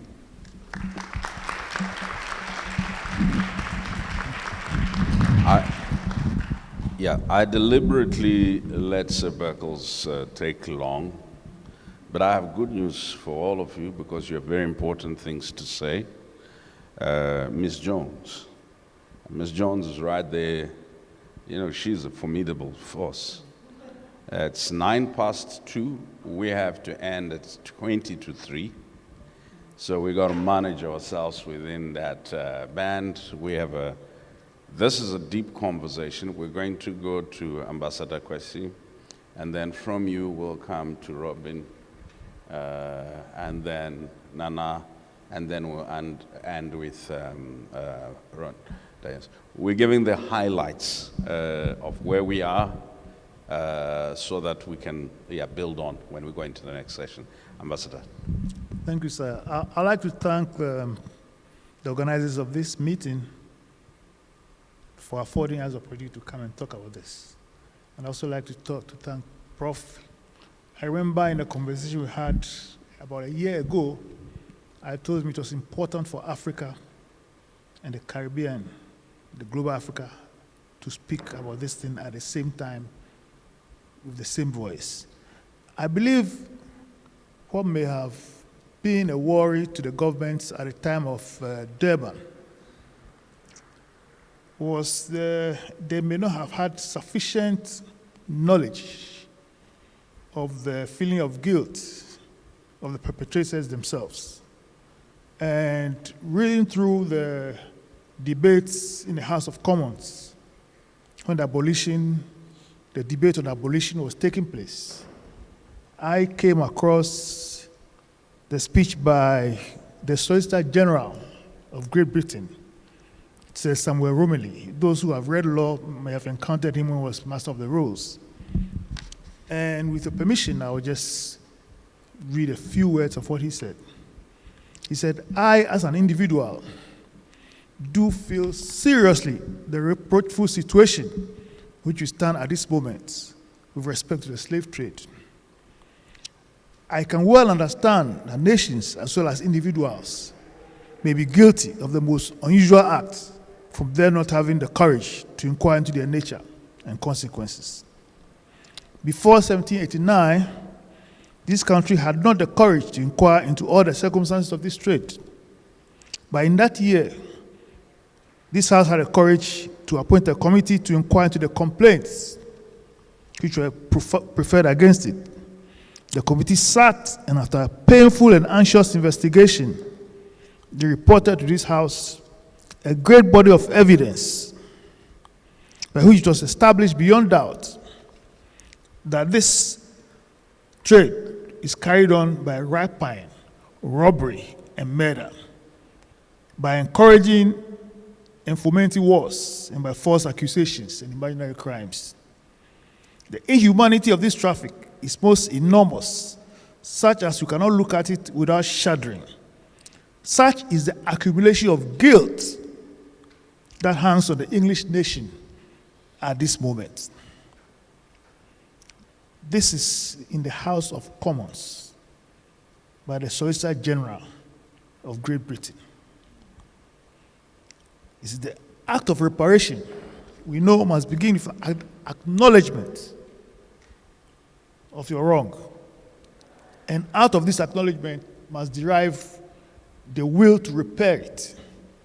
Now, if our advocacy is centered around this and done skillfully enough, you will not even need to ask for reparations, because they will need to come and seek forgiveness. Because the position does not stand squarely with what they propagate around the world. As Victor Hugo said, no force on earth can stop an idea whose time has come. The time for reparations, I believe, has come. Thank you.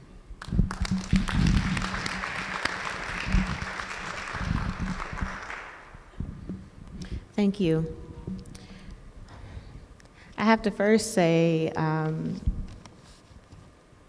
thank you to those that have brought us here to this point of momentum in the reparations movement. And because of your work, we in the local space are able to lean on your teachings, your talks, your writings to advance the space. And in the United States, the local reparations movement is in unprecedented momentum. We have significant milestones that have been reached in passing legislation, starting with the Evanston, Illinois passing in 2019, looking at reparations from a hyper-local perspective. It was in that time I was leading as a local elected leader, and I saw that it's not just the transatlantic slave trade, but it is the egregious acts and crimes, even enforced by municipal government, that are responsible for repair. And while we wait and support the work of H.R. 40, our city had actually passed by an ordinance support of H.R. 40 and slavery reparations.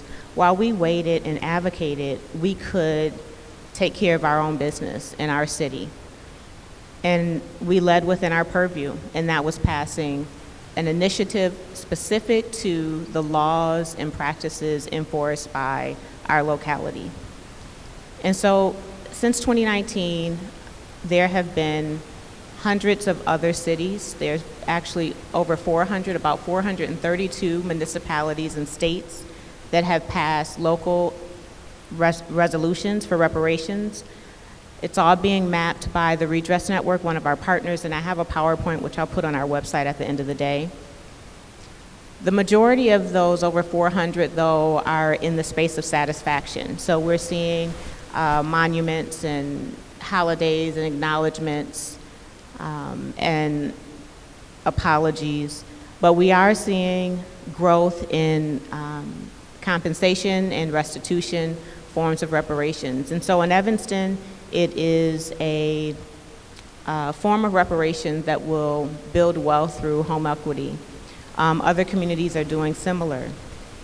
We have over 100 municipalities that are doing some form of a tangible redress at this point. And so our support is because of what's happening in culture, the momentum in the broad community of reparations, what's happening in arts and culture, the incredible journalism that is happening that we can lean on to bring public education to our communities, municipal leaders, as they advance legislation. We have seen more support even in local institutions as well. And so we've seen even state reparations. The state of California has been very notable in its passing. States are following. We have states in every region that have passed some form of municipal action. We have more institutions, Harvard University recently passing a reparations and committing $100 million as a start. More ally support than we've seen, including the Jewish reformist community, the Japanese American community, the U.S. Conference of Mayors supporting reparations, and more foundation support. And very hyper-locally, we have family foundations like the Lewis Sebring Family Foundations, community foundations like the Evanston Community Foundation, many of them, and major foundations like MacArthur that are funding reparations. The Redress Network map shows the 436 cases of local reparations, and it also categorizes them in areas of harm as well. It's really interesting to see. And so what we're finding in these cities is that Black communities have a very comprehensive response to what we want to see as repair. And so in Evanston, it was a broad list. We prioritized housing because that was one, it was in our purview. It was consensus of the Black community, and our law department was able to craft a legal framework that allowed us to have a viable legislation that we can implement. But every city that we go into now, and now there's been dozens that we've been into specifically as an organization, is looking at repair far beyond a cash benefit or a check, looking at addressing housing and policing, education, health, many forms of satisfaction, looking for Black History museums. Some folks want to repatriate. There's a long list of repair. And so what we're finding is that at a municipal level, we don't have the capacity to come close to address the harm. It is actually not even our goal. Our goal is to work regionally while building up support and momentum for HR 40 and seeing HR 40 pass so that the United States can deliver repair to its Black community. We are seeing less and less debate on forms of reparations. I would say early in the conversation there was a large debate around cash only. We're seeing much less of that. We're seeing much less separation in eligibility. There still is some of that. But we're seeing an agreement of Black communities that reparations should happen at a local level. It is happening at a local level. There are more and more cities, including, well, the list would be too long to name. But Evanston is not the only. Evanston gets a lot of attention, but there are now other cities that have passed budgets, have looked at their remedy, have identified what their repair will look like, and are looking at ways that they might continue funding it. So specifically in our community, we have begun to deliver repair. We have been dispersing reparations in Evanston. We have allocated our first set of funding. It's coming from recreational cannabis sales tax. And we are now looking at additional revenue streams where we can continue to fund, repair, and sustain the commitment that we've made to our Black community in Evanston. Eligibility is not lineage-based. It's based on who was Black, and therefore that's who's harmed in Evanston. So there is a period of injury in which we are committed to repair in Evanston, and there's a ton of work to be done. So we've started with housing. We will continue on addressing other forms of repair. We know that that's going to take partnering institutions to support us, our healthcare systems, our school districts, our universities in town, foundations as well. And we're beginning to see them come around to support the work that we're doing. But it's all possible because we could lean into the work that has been done already, the teachings that are there. I would say that public education has been the most important component to getting the support around our constituency and our legislators in understanding exactly what reparations is, the history of it, that it's not novel, understanding the difference between it and equity, and how we might implement reparations. Thank you.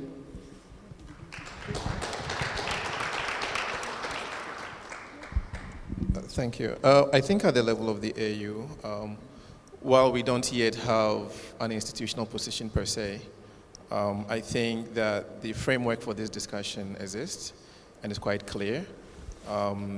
Professor Beckles had mentioned the Durban Declaration and Plan of Action, and I think everything starts from there, which is the acknowledgement that people of African descent suffered slavery and continue to suffer the consequences of that atrocity, and therefore clearly there is a need to institute some sort of reparative action or process because we continue to suffer the consequences of that phenomenon.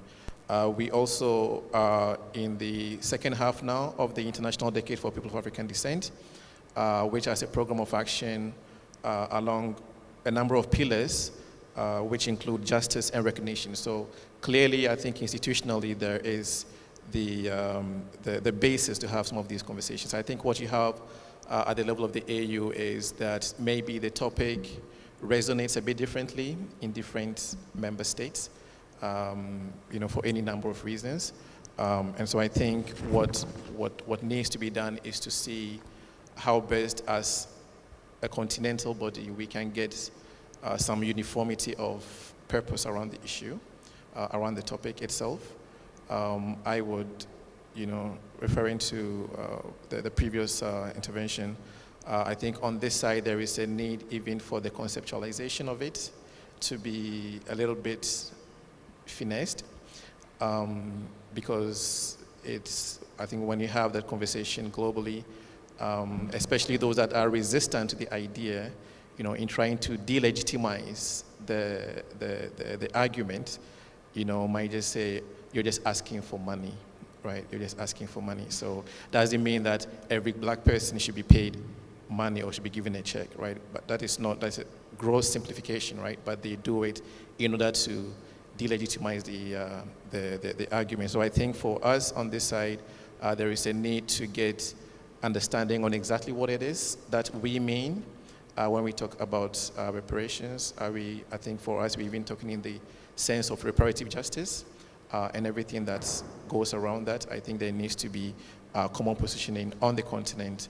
And to do this, I think there is a lot of value to be had, I think, in taking some lessons from the CARICOM region, because I think institutionally and even conceptually, that region has progressed quite far, much more so than we have on this end. So I think there's really a need for that kind of inter-institutional cooperation and collaboration around the issue, because as Professor Beckles said, if you go out into the international arena to have this debate and this conversation, which is not a conversation that is going to receive a favorable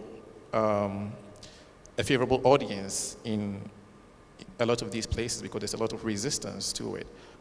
You need to be very sure about exactly what it is that you're requesting, that you're asking, and I think there needs to be also uniformity in terms of the argumentation that we are employing as well. So I think for us, that's probably the key thing that I will highlight. Yeah.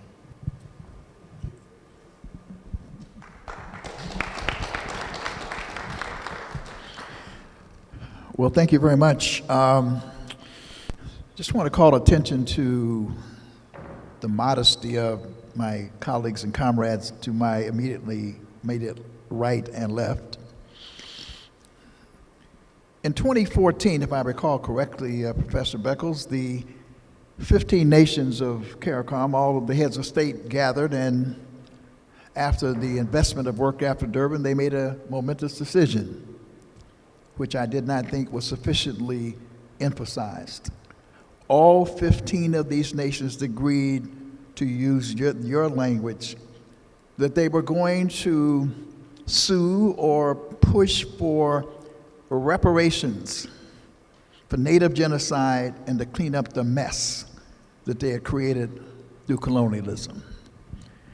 That, sisters and brothers, was a very momentous decision. Because if you really think about it in economic and political terms, here are nations who are still in a neo-colonial stage, who are rising up against the former colonial power, saying, you have to clean up this mess. That was a momentous decision because it also, in the ebb and flow of things, and I did not consult with Professor Beckles before looking at what he said, as the same with Cam, because there is an ebb and flow in the history of this movement, an ebb and flow. And so I said in the notes that I hastily constructed, and I'll whip through them, where we are in this moment, an ebb and flow of a multi-generational quest for reparations. Multi-generational. Where are we? We are galvanizing a giant wave, a rising tower, a rising tide towards reparatory justice. The fifth phase, however you want to characterize it, that is what I think is important to emphasize in terms of the importance of CARICOM and what the CARICOM Commission is doing. And then to my beloved sister to my left here, you're kind of talking about a little bit of this and a little bit of that, and this is happening and that is happening. This, sisters and brothers, is Robin Rue Simmons. She is the architect of the historic milestone Evanston Reparations Initiative, which when it was announced was reverberated around the world. The whole world came to recognize it. And I don't personalize that because she's a humble sister, but she's also a brilliant, courageous sister. Why is that important? My leader, that was with Jackson for a while, and so forth. He says, keep hope alive. Evanston demonstrated that we were no longer just talking about reparations. It demonstrated that reparations was possible. And so on a global scene, even though it's Evanston and it seems relatively small, we were getting interviewed from all over the world because it meant what? Reparations is possible. So Evanston is strategic. I mean, she's creating a resource center. We're working with her on that, where this movement within the United States of America can have some guidance. I call it the difference between an amoeba and a paramecium. At least it has some structure to it, because that's also important in terms of delicately navigating and negotiating what happens. The other point is movement. Let us never, ever forget, governments are moving, but they're moving because of civil society. The multi-generational movement of people on the ground. Let us never forget that. Let me quickly just talk about a series of points in terms of the notion of the impact of the work in different places, the deepening of relationships that are being built. We're part of the HR 40 strategy group. Congressman Sheila Jackson Lee, many of you know about John Conyers. You also should know and will know about Congresswoman Sheila Jackson Lee. The world is also watching to see what will happen with HR 40. HR 40 is the bill that will establish a commission, not only to study if and which and what not should, it will study, but it will also develop concrete proposals for African Americans. Not if they should be done, but in what form. The whole world is waiting and watching for that. And Don Conyers is celebrating because we have more sponsors, more people amassed behind that legislation and that objective than ever in the history of these United States of America. We're on the brink of having it enacted by executive order.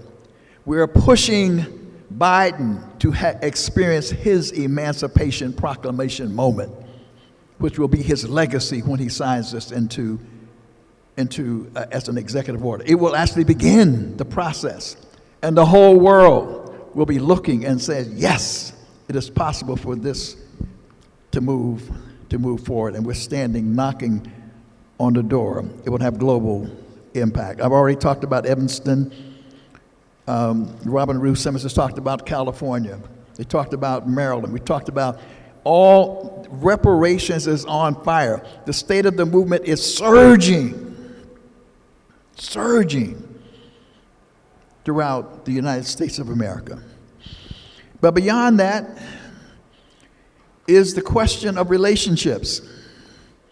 And so I mentioned earlier our synergistic relationship with the CARICOM Reparations Commission, because we need to feed off each other. One example, in Evanston, when we had the first symposium to bring people together to talk about how to build out, to learn and share, Eric Phillips, who is the vice chair of the CARICOM Reparations Commission from Guyana, was where? He was in Evanston, sharing. What did that mean? The people in Evanston said, oh my God, somebody's here from Guyana, the CARICOM Reparations. You understand the psychodynamics of movement building. And that's what these synergistic relationships are about, and this is why we must deepen them. The CARICOM Reparations Commission, also, the National African American Reparations Commission, was inspired by the CARICOM Reparations Commission. We were organized in 2015 in a major summit that you can look up. You can go to reparationscom with 2ms.org and see this historic summit in New York in 2015. We brought people together, over 22 nations from all over the world, to discuss how we could move forward together. I have to interrupt you for about 8 minutes, and I see the timekeeper looking at me. I still need you all to do one more question, and I still want to hear one or two people from the crowd. Yes, sir.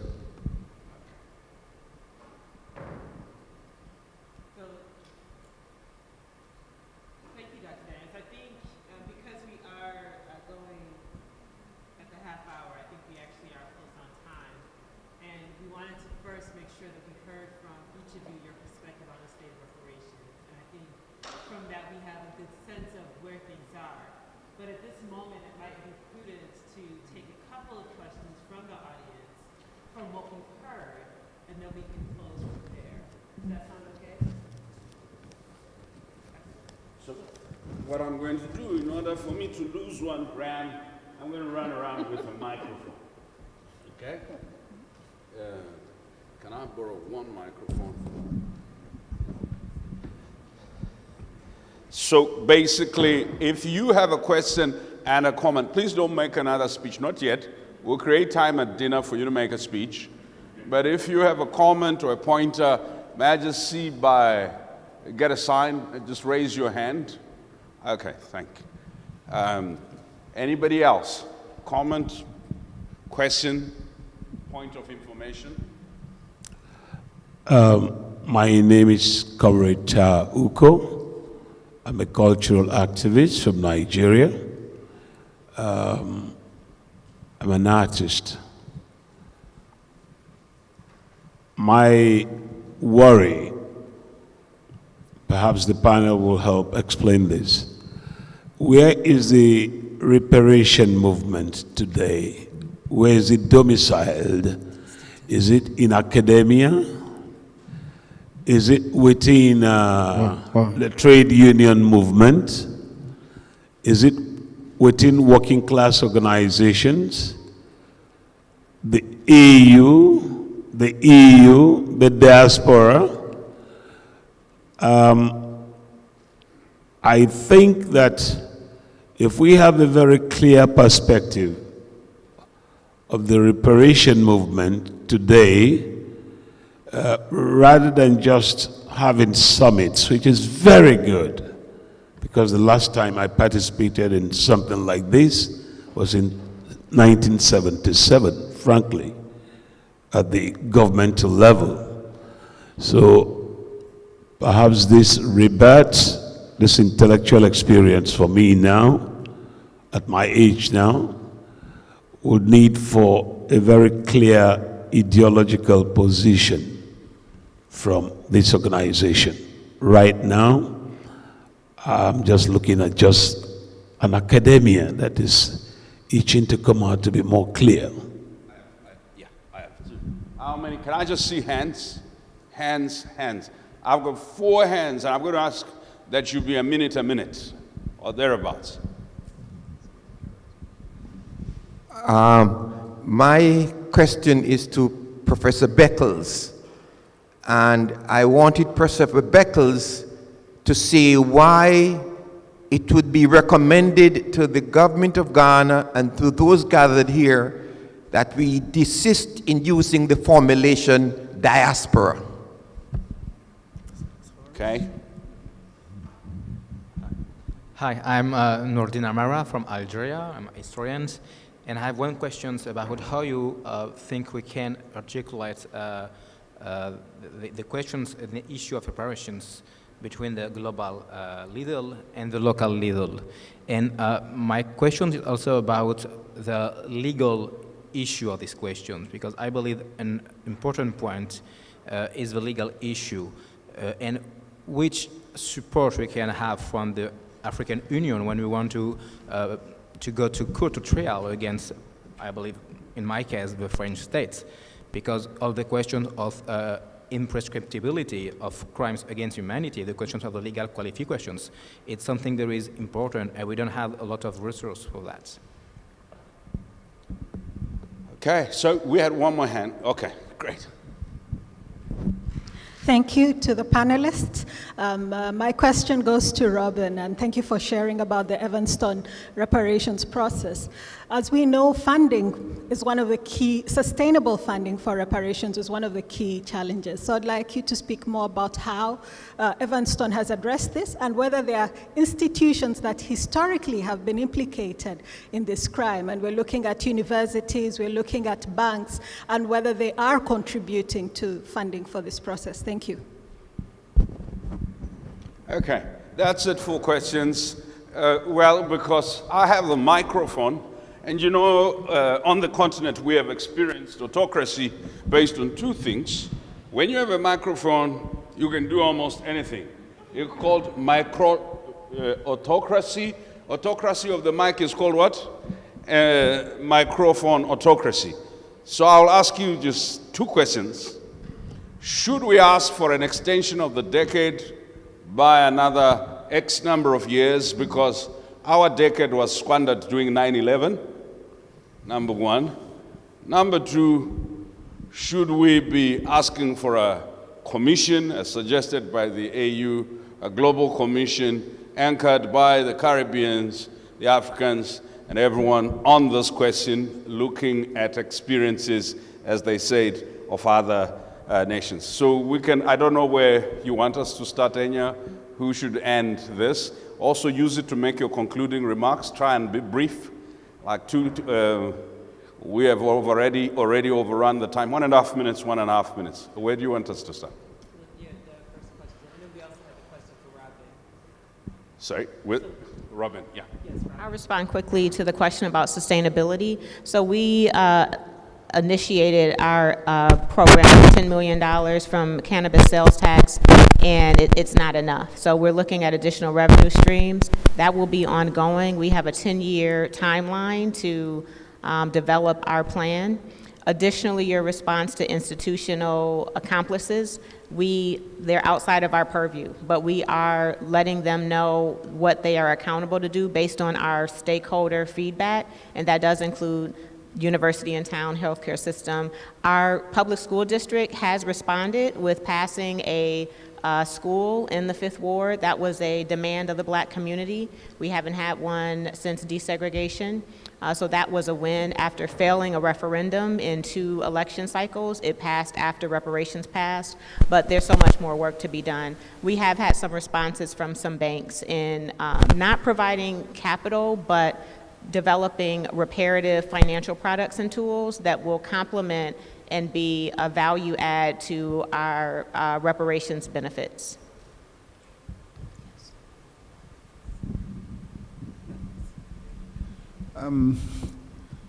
Quick response to the question about the usage of the term diaspora. There is a growing movement that is calling for the dismantlement and the abolition of the concept of diaspora as ahistorical.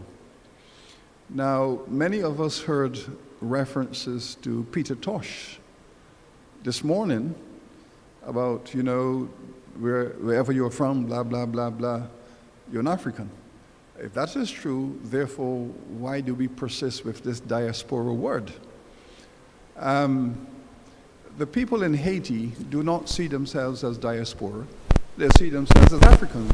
Haiti is an African nation. What is this diaspora nonsense? In my own country, Barbados, we don't see ourselves as diaspora. We are a black country, we're an African country, and an African country as is Ghana. Barbados is now a republic, so we have the Republic of Barbados, we have the Republic of Ghana.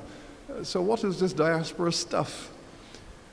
Of course, if you deconstruct diaspora, it's a word that refers to people who have migrated or who were moved from one place to another, and then there is this conversation about the center and the periphery, the motherland and this overseas community.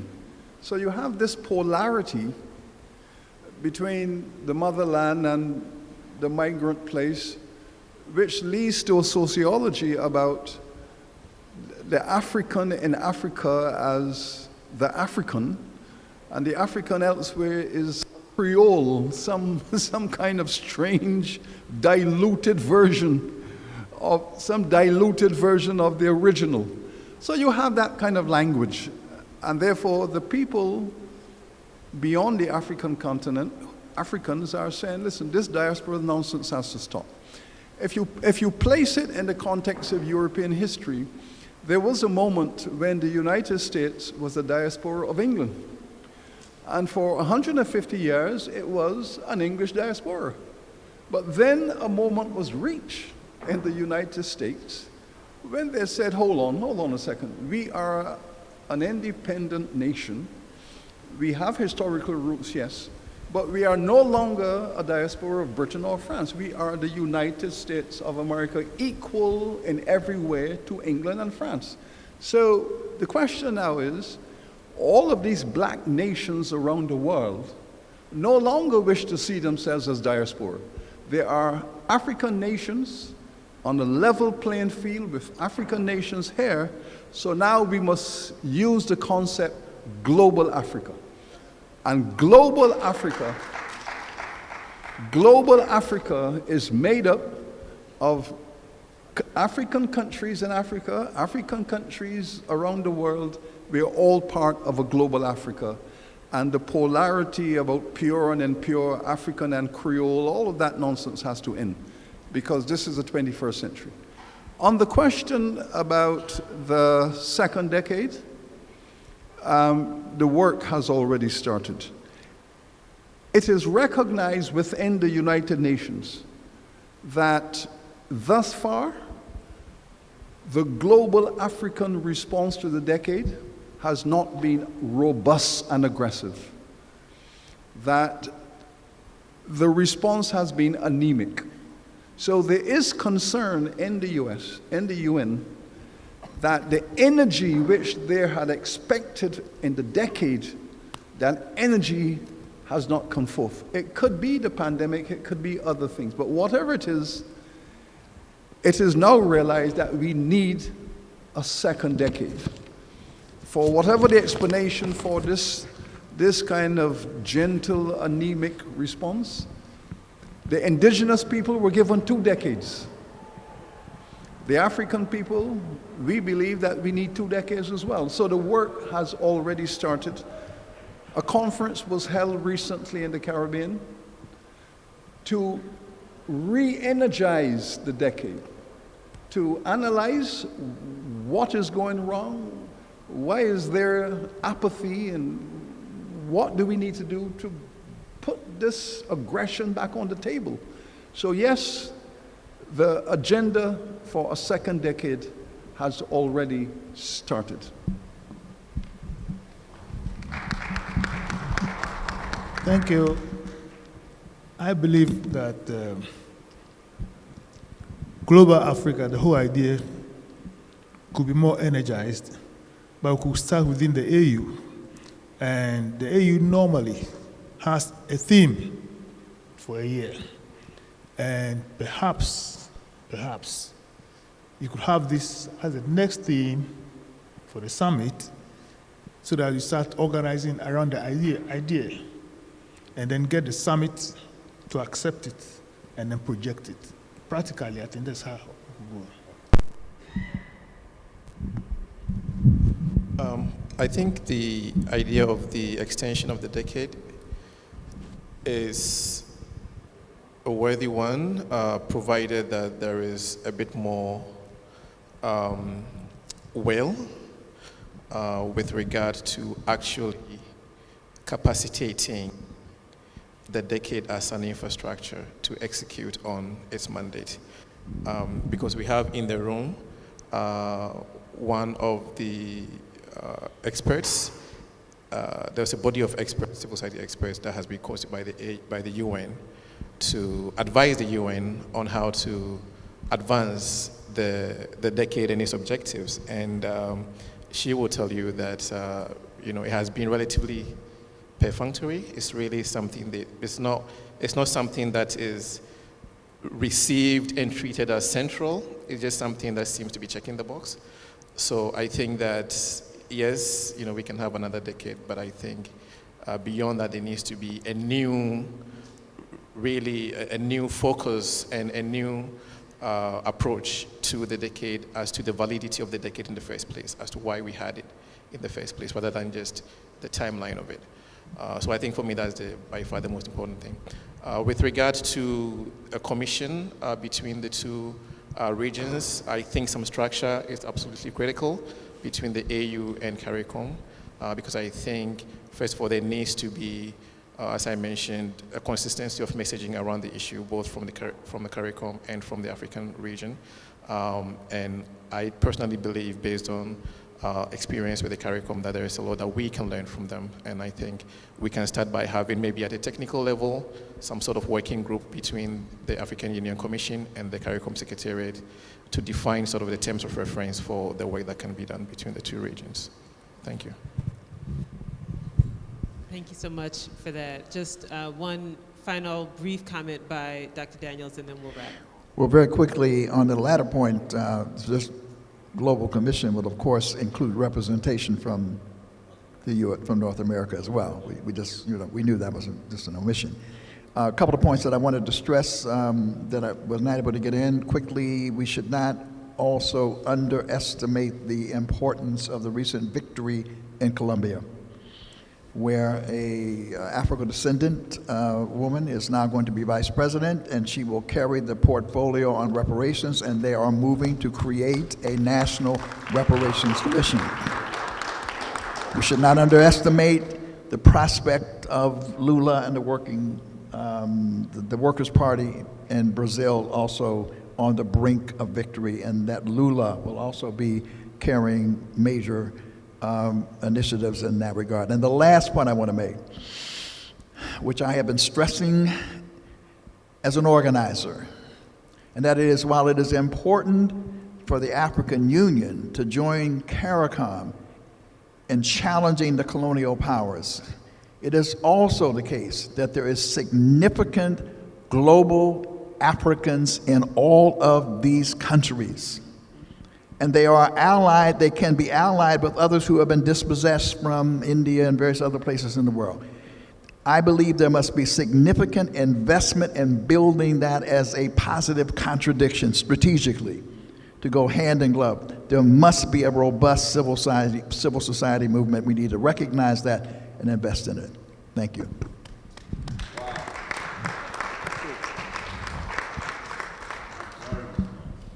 Can we give our panelists another round of applause?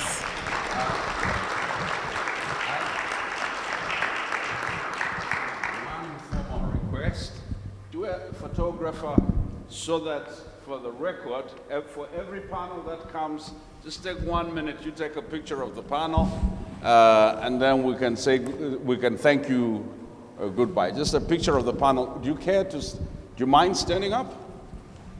Oh, please do stand up.